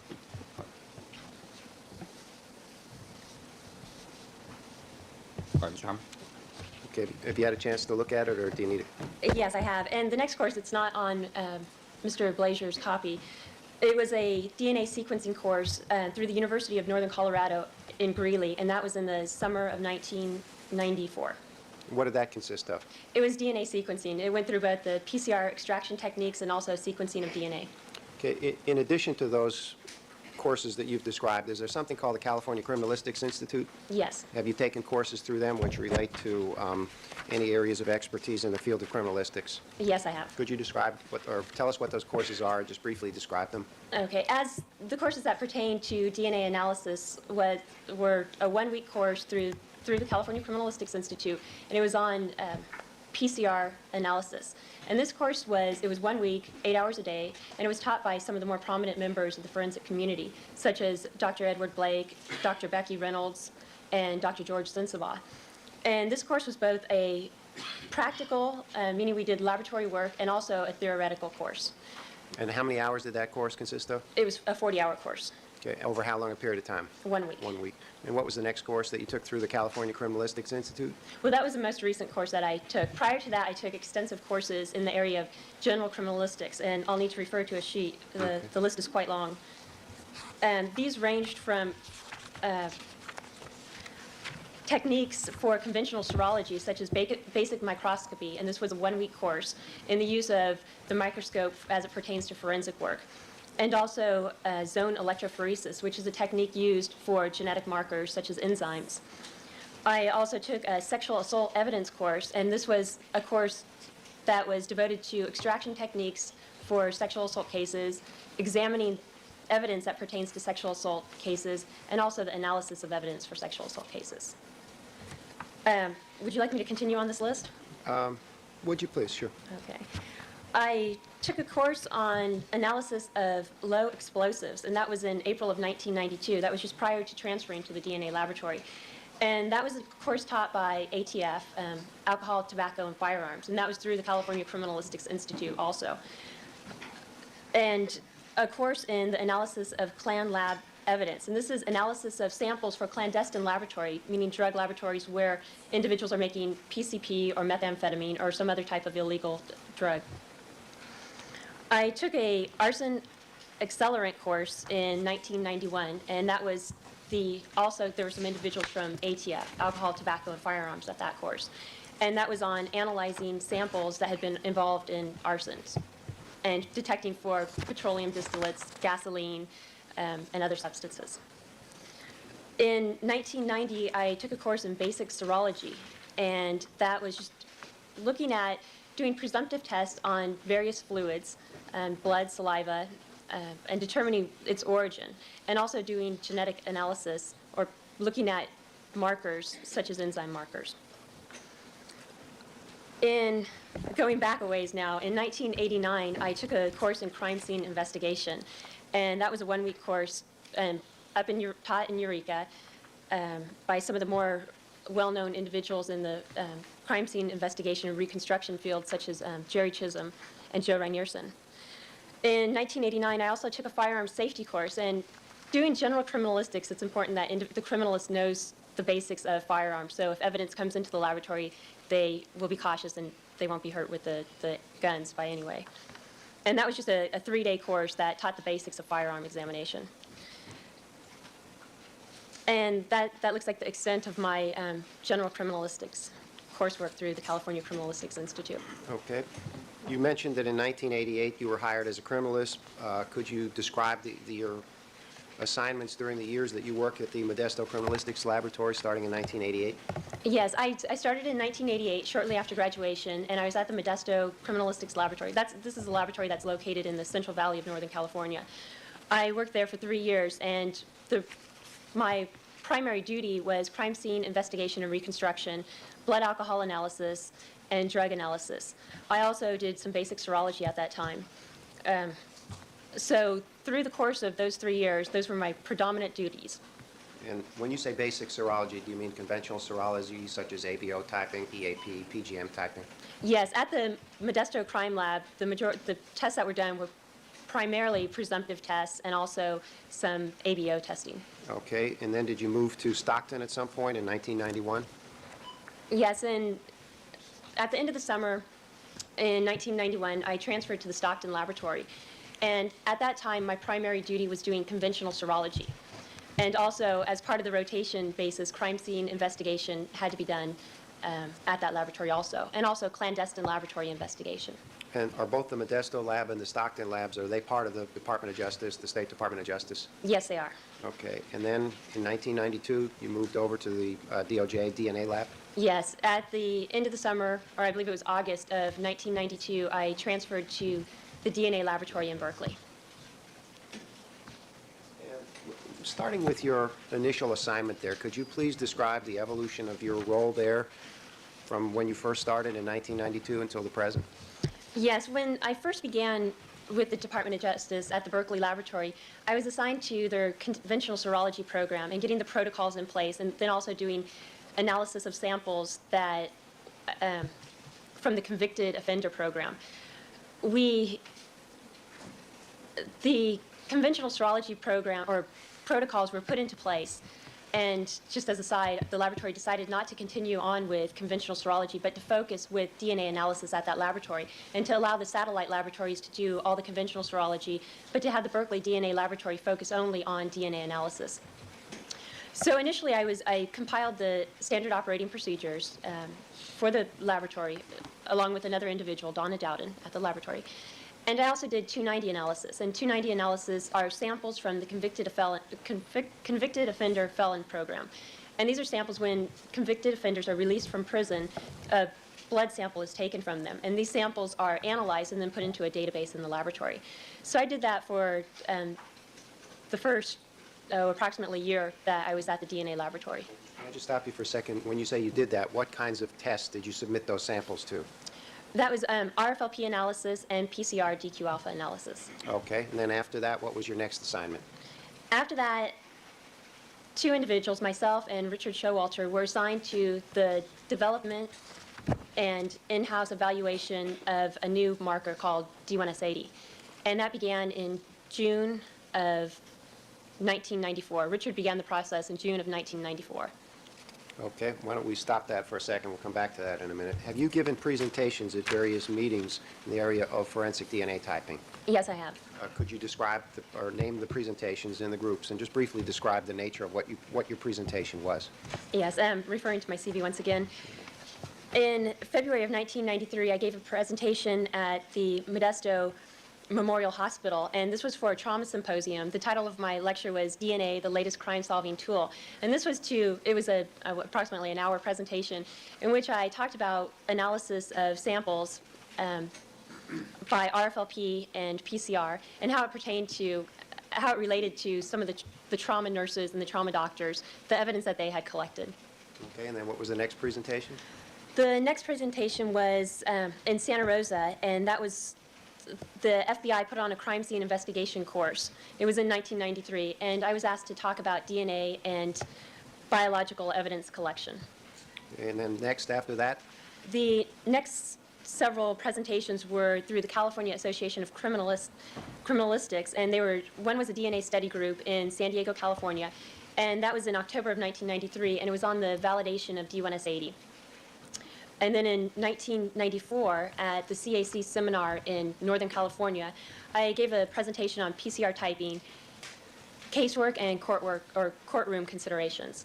And in that talk, I talked about both the validation studies that have been conducted on D1S80 and also some of the recent cases at that time that we had done in which D1S80 used in conjunction with DQ alpha gave valuable information. Okay, now, have you ever testified as an expert witness in the field of forensic DNA PCR typing? Yes, I have. How many times? 2 times. And how long ago was the earliest one? The first one was it was the latter end of last year, and the second one was in Marin County approximately a month ago.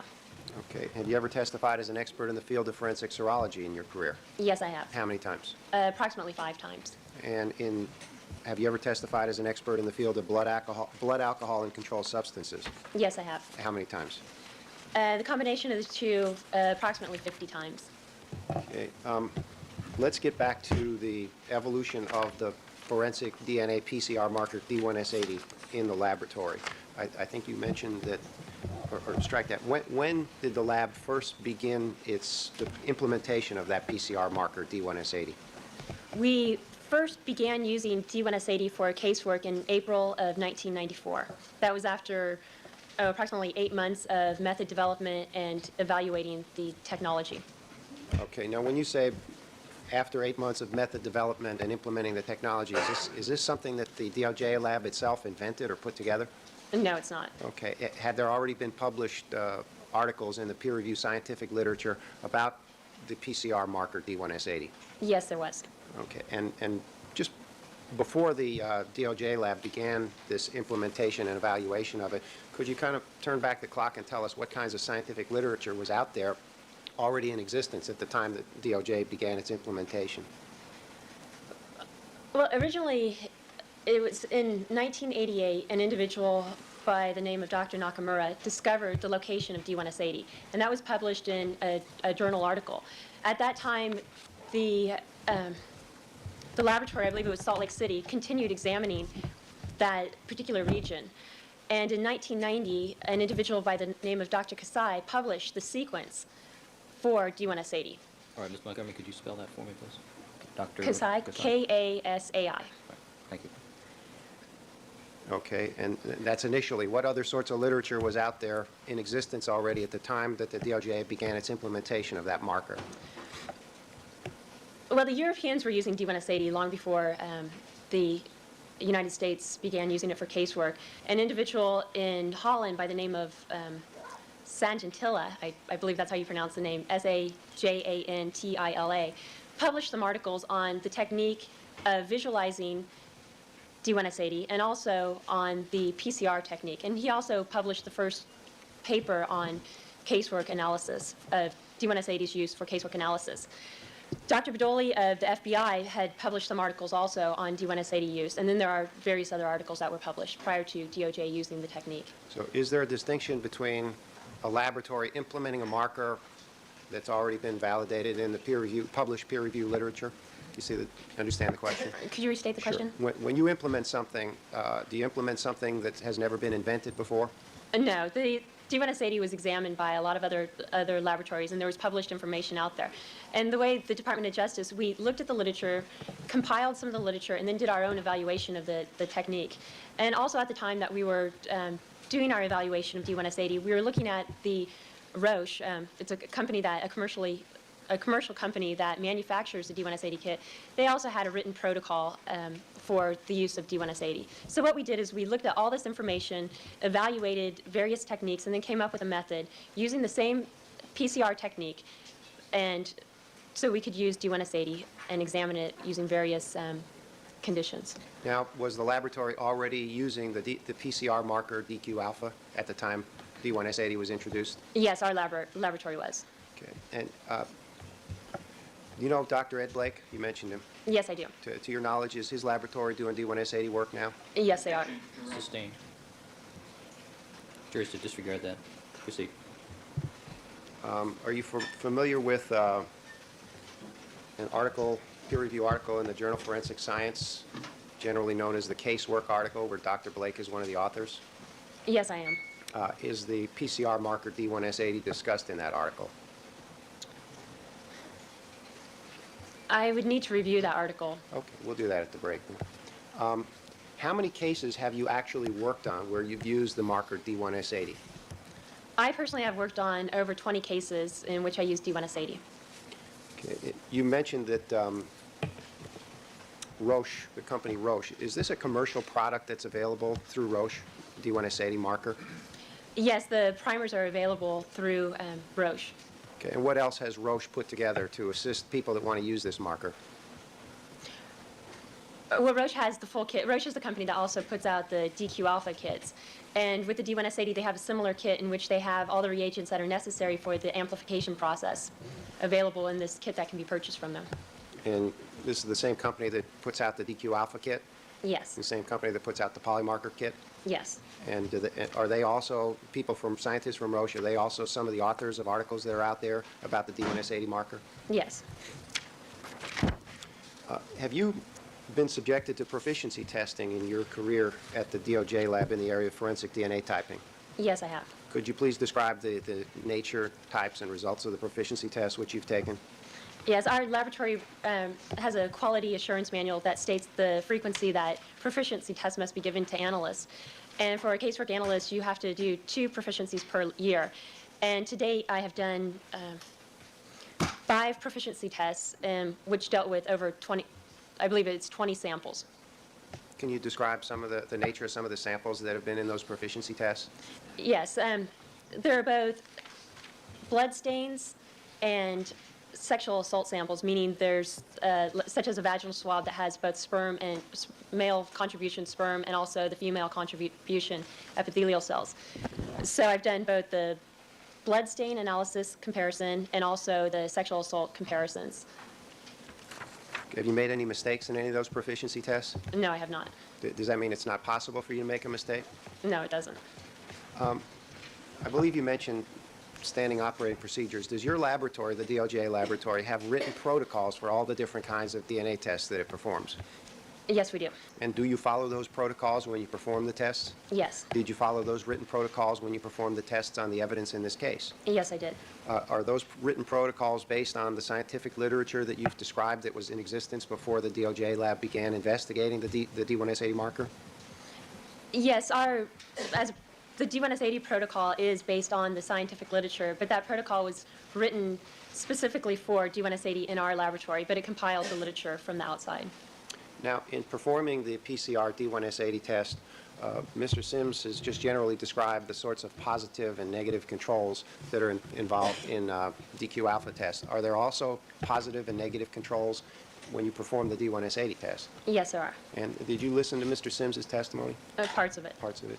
Can you just briefly describe, let's say, the role of negative controls in the D1S80 testing process? Yes, by negative controls, there are two types of negative controls. One is the negative amplification control, and that's a sample in which it's used during your setup of the amplification, and either distilled water or a buffer is added to the reaction mix, the cocktail, as we also call it, instead of any DNA. And this should respond negatively. Respond negatively when tested by the D1S80 system. Another type of negative control is an extraction blank, and this is a sample that's taken through the full extraction process, and that's to demonstrate whether there's any contaminant in your reagents. And so that also should respond negatively. When you say respond negatively, could you explain to the jury what you mean by that? Yes, by responding negatively, meaning no results are obtained. And you'll see with some of the D1S80 gels, you'll see when I show the D1S80 gels that when you run the sample, if no bands are visible, then that's responding negatively.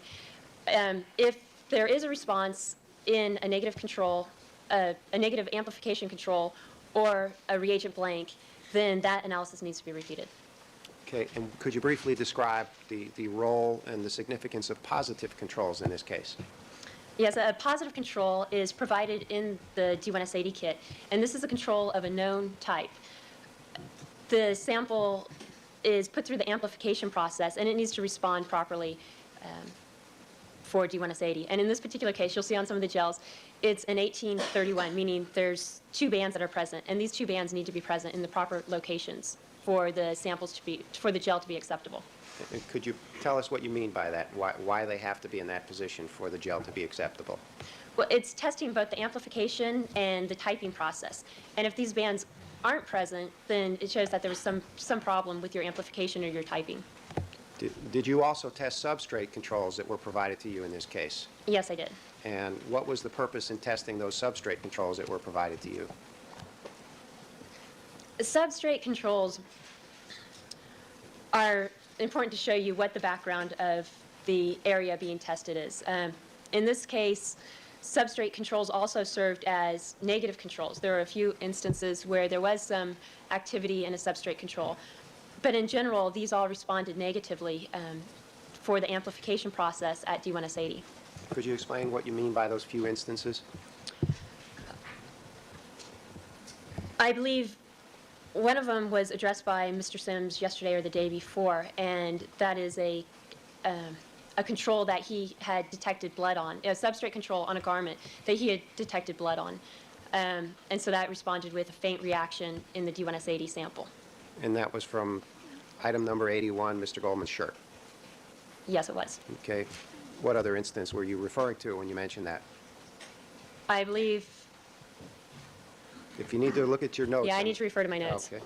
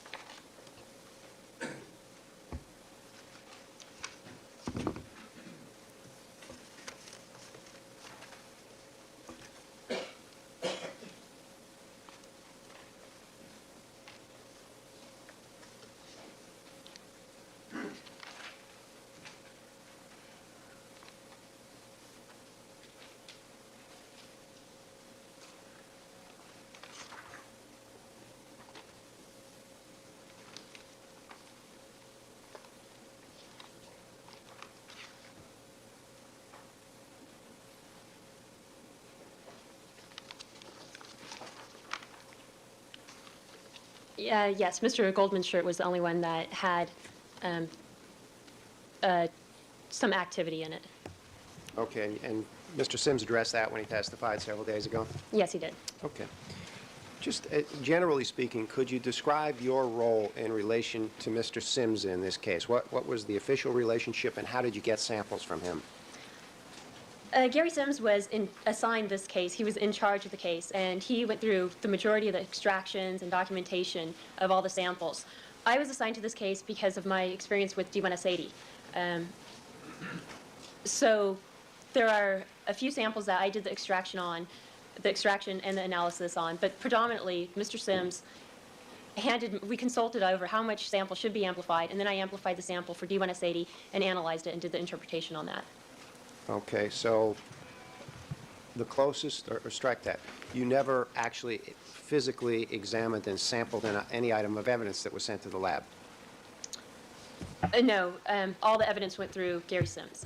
Okay, and then he would provide you with whatever it was agreed upon you needed to do your tests? Yes.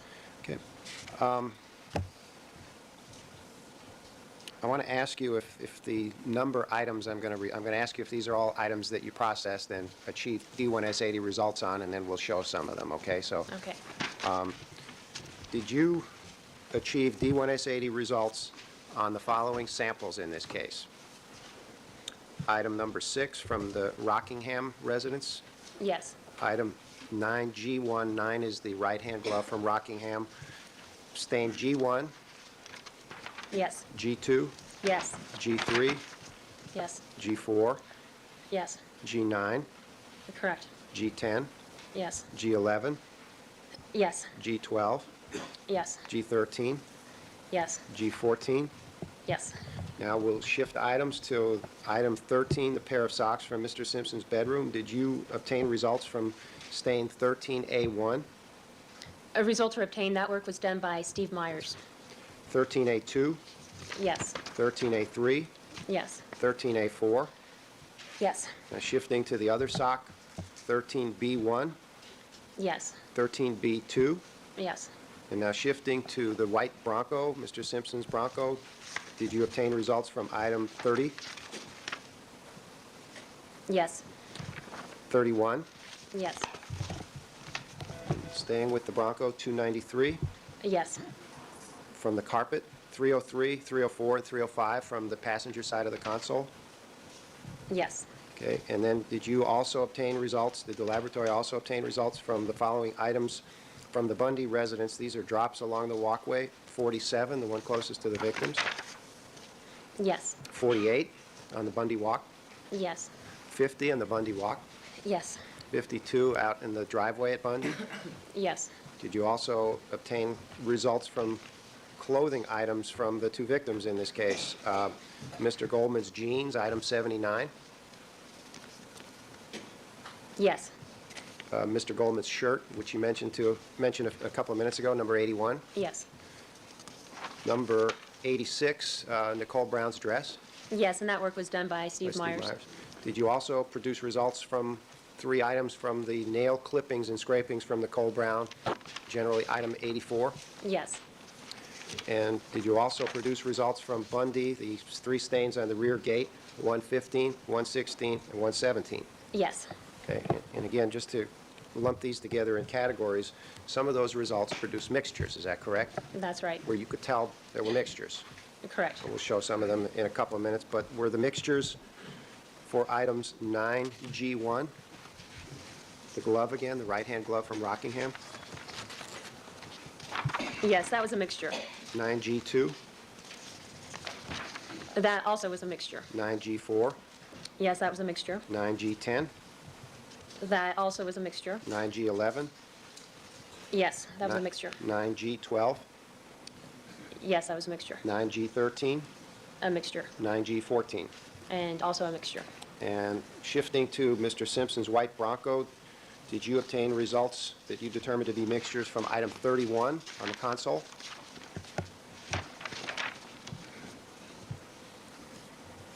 Yes, that was a mixture. Item 303 from the passenger side of the console in the white Bronco?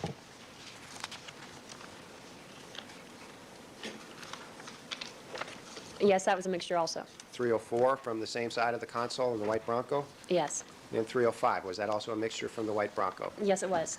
Okay. Now, Your Honor, at this time, I'd request to have marked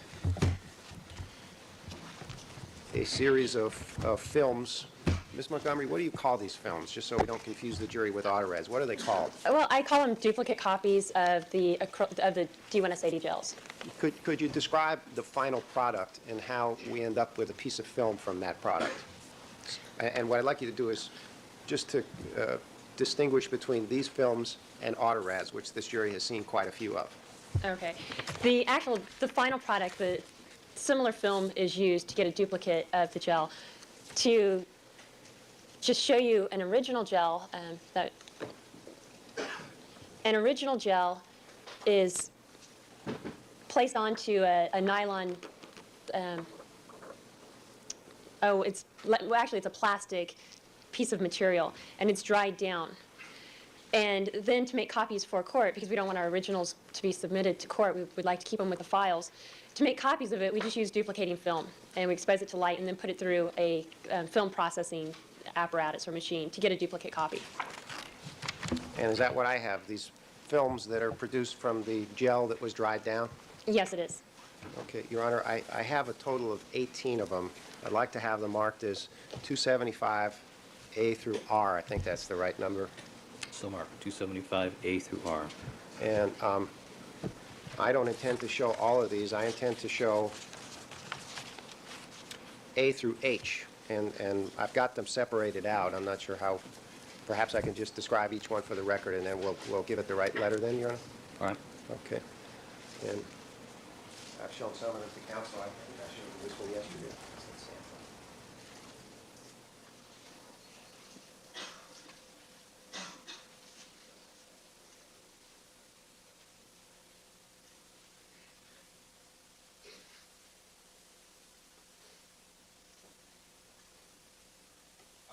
These, Mr. Harmon. Excuse me, right on the Elmo. On the Elmo. Yes. In fact, we're going to use the telestrator a little bit, too. So, Ms. Montgomery, why don't you come on down here? All right, Ms. Montgomery, would you keep your voice up while you're down? Down there, please. Ms. Montgomery, even though I'm behind you, talk to the jury so they can hear you better than I can, okay? Okay.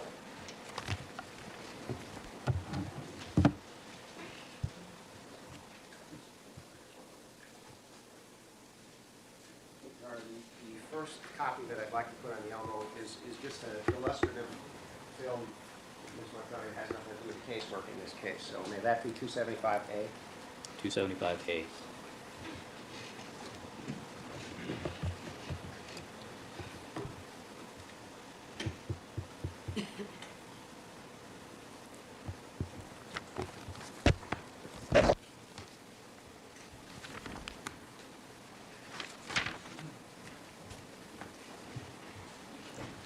Okay, Ms. Montgomery. Could you shift it so it's so the sample's at the top? Oops. There we go. And Okay, Ms. Montgomery, can we get the jury oriented to what all those markings are and then describe the significance of 275A? yes, this is a D1S80 gel, and for orientation purposes, let's see. There we go.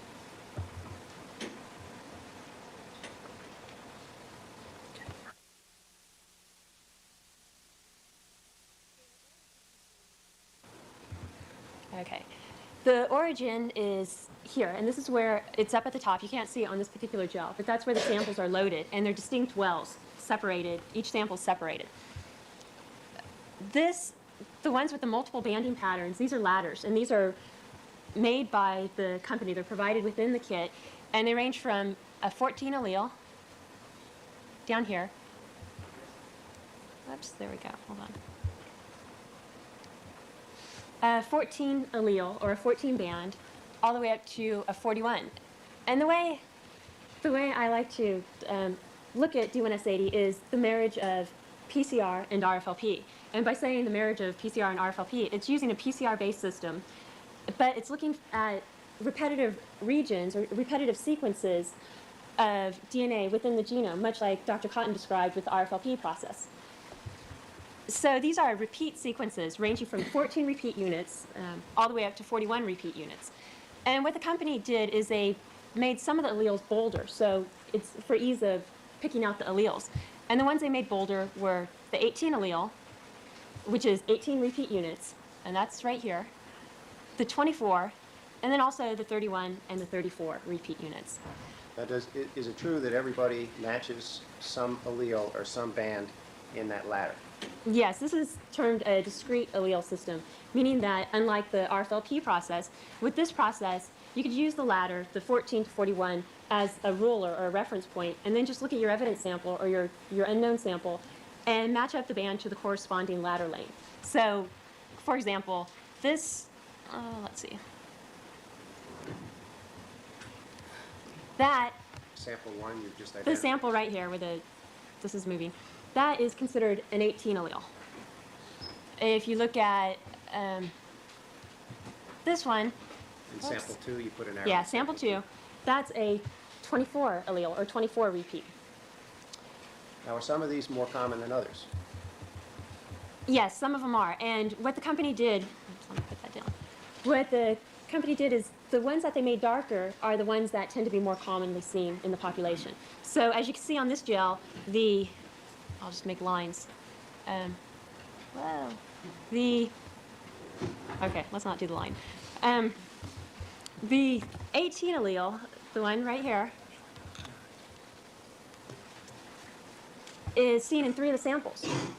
And that's a total of, 13 samples. Now, who are those people, samples 1 through 12? These are just individuals that were taken from our convicted offender database. They're individuals that had been released from prison, and their samples were run. Their DNA was extracted, and then they run on the D1S80 system. But then if you also look back to Mr. Harmon's question, if you look at this, the 24, you can see that there are 4 individuals out of the 13. I'm saying 13 individuals because I'm looking at the positive control also. Maybe 14 individuals. 4 of these have a 24 allele. But by looking at the second allele, you can differentiate between all 12 of these individuals. So they share one band or frequently in common, but they're different with the other band quite frequently? Yes. Among these 12 people, they're totally different. Correct. So let me put that another way. From among these randomly selected 12 people, do any of the 12 share the same 2 bands? I would have checked it randomly selected. There's no foundation that that occurred. Yes, of these 12 individuals, none of them are the same type. But it's not unusual for individuals to be, there are instances where individuals are the same type.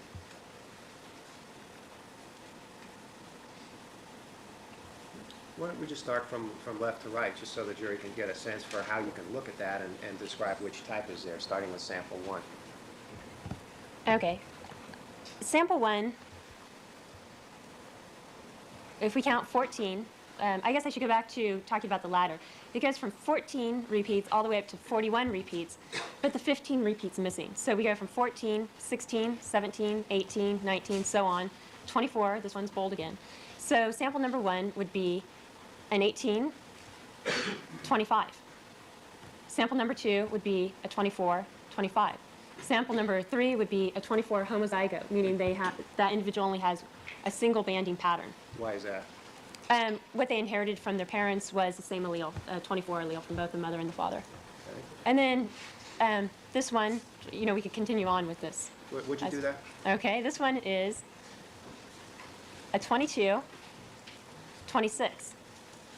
And then this one, sample number 5, is a single banded pattern, a homozygote. So could you just give us a little better explanation? Why is there just one band there? Well, there's just one band visualized because both of the bands, the individual is a 24, or not in this case, but this case, the individual is a 28, 28. And so both of the bands are running to the same location. So all you're seeing is a single banded pattern on that individual. And how can you tell there are really 2 bands there?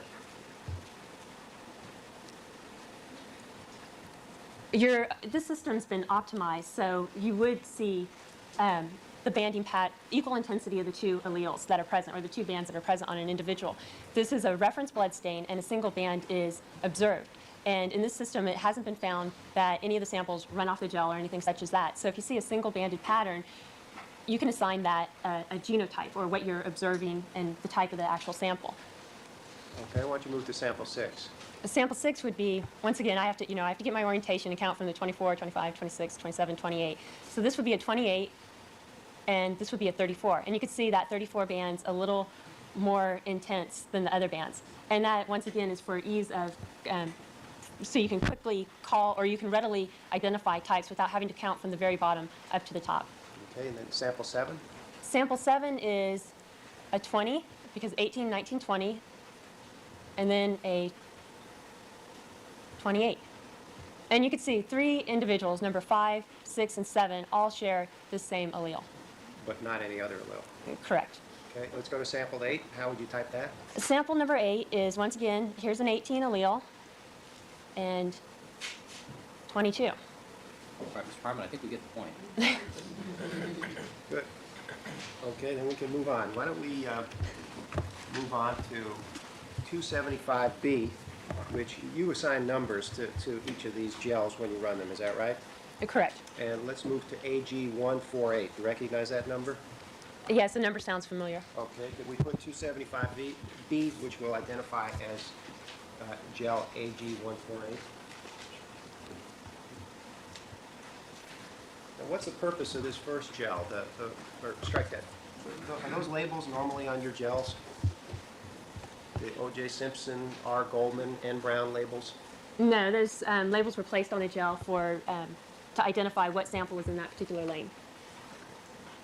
And why did you just run, is there any evidence run on this gel, 275B? No. Why did you run just the 3 reference samples without any evidence on them? Well, for 2 reasons. First of all, this gel these samples were run prior to any evidence coming into the laboratory. The only evidence that we had obtained were these 3 samples. And as I stated earlier, Gary Sims had examined the reference samples and placed a portion into a tube, and then I extracted these samples and analyzed them for D1S80. Why did you do that just on the reference samples? Well, for 2 reasons. First of all, the LA District Attorney's Office asked me to see if we could differentiate between these 3 individuals. Why was that important? And that was important to determine whether the evidence was sent to our laboratory for D1S80 analysis. If we couldn't distinguish between these 3 individuals, then it wouldn't offer any more information. At that time, they wanted to know if these 3 individuals could be differentiated. Okay, could you just briefly describe the layout of this gel? You've already pointed out the ladders. Are there 6 ladders on this gel? 7. Or 7? There. What else, starting from left to right, inside the left-hand ladder, is in each lane? Okay, I should have stated on the last gel. What we have a conventional way of setting up these gels. And first is to, after your first ladder, is to place the positive amplification control. And this is, once again, the amplification control that's provided in the D1S80 kit. And the amplification control is an 1831. And the next lane on this gel is a negative amplification blank. And this produced no results. And then a ladder, and this is a QC sample. And I believe Mr. Sims went into the explanation of what a QC sample was. And this is run... Excuse me, does that mean quality control? Yes, QC stands for a quality control sample. And the next lane over? And the next lane over is a extraction blank. And this provided no banding pattern. Okay, and then we've got a lane labeled O.J. Simpson Yes, after the ladder. correct. That's from Mr. Simpson's known reference blood. Yes, it is. And what type was Mr. Simpson with the D1S80 marker? He's a 24,25, and you can see there's the 24. Well,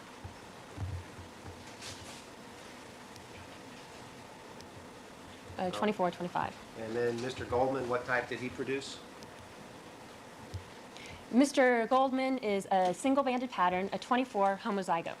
Okay, that means he inherited the same size band from his mother and his father? Correct. Could you move that, or could we maybe rotate it 90 degrees and come up from... Sure.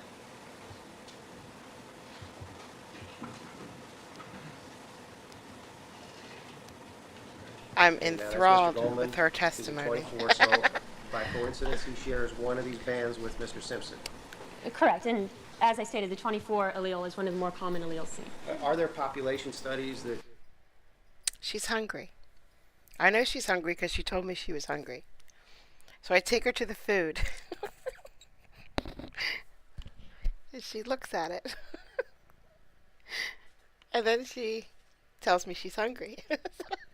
And then she walks away. So I take her to the, she tells me she's hungry when she walks away too, her little hungry meow.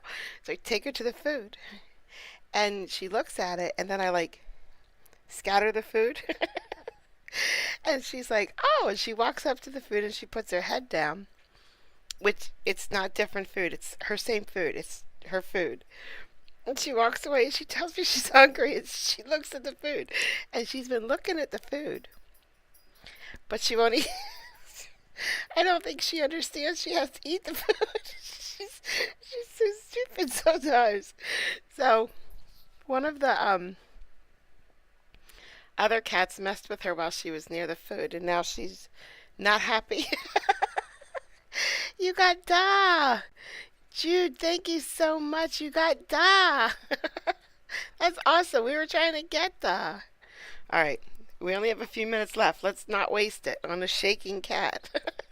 Continue to be produced that compile the frequency of all these bands with the D1S80 system? Yes. And I believe you just said 24. Is that the most common allele? Yeah, it's one of the more common alleles that is seen. Okay, and when you type Nicole Brown's known blood sample, what type did she produce? She came out an 18 homozygote, which is one of the other more common alleles that is seen. The 18 and 24 alleles are the most common alleles that are seen in the population. Okay, now let's just stop here for a second, and I want to ask you, is it necessary to run these reference samples again with all the other tests that you perform on the evidence in this case? No, it's not. Why not? If you know the results of the individuals, you don't need to run them on each subsequent gel that's run. There's a limitation in the number of samples that can be run on each gel, and that's 20 samples or 20 lanes, and that doesn't include all the controls or the ladders. So to run them once is sufficient for the analysis. Okay, could we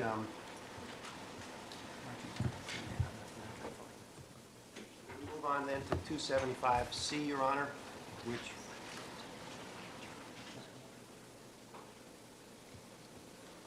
275C, which is AG 168. Do you recognize that number, AG 168? Yes, the number's familiar.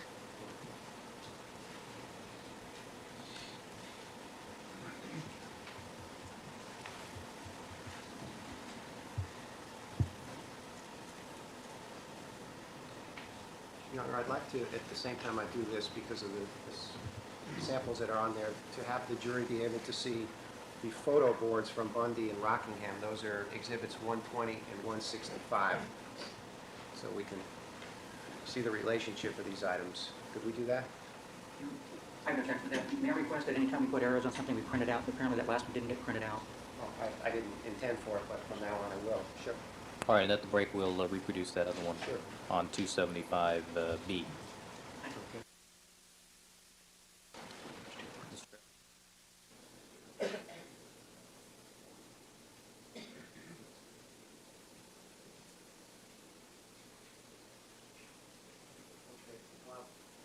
Mr. Fairtlow is getting those boards out. Essentially, you have the same generic layout of the gel. This is a different gel than 148, the one we just saw. Is that correct? Correct. And I notice you have lanes labeled with Mr. Simpson's name on it, Mr. Goldman's name on it, and Nicole Brown's name on it. Why did you include them on this gel? Okay, well, she ate something. Guys, that's it. I will see you all tomorrow with this new witness. I don't know her name yet. I wasn't paying attention. I was paying attention, but I don't remember what she said. So, we'll see you tomorrow. We're on May 23rd. I don't know. I just don't know. I don't know how she's still alive. She is super tiny. You can't see it, but she has always been super, super, super tiny and scared of everything.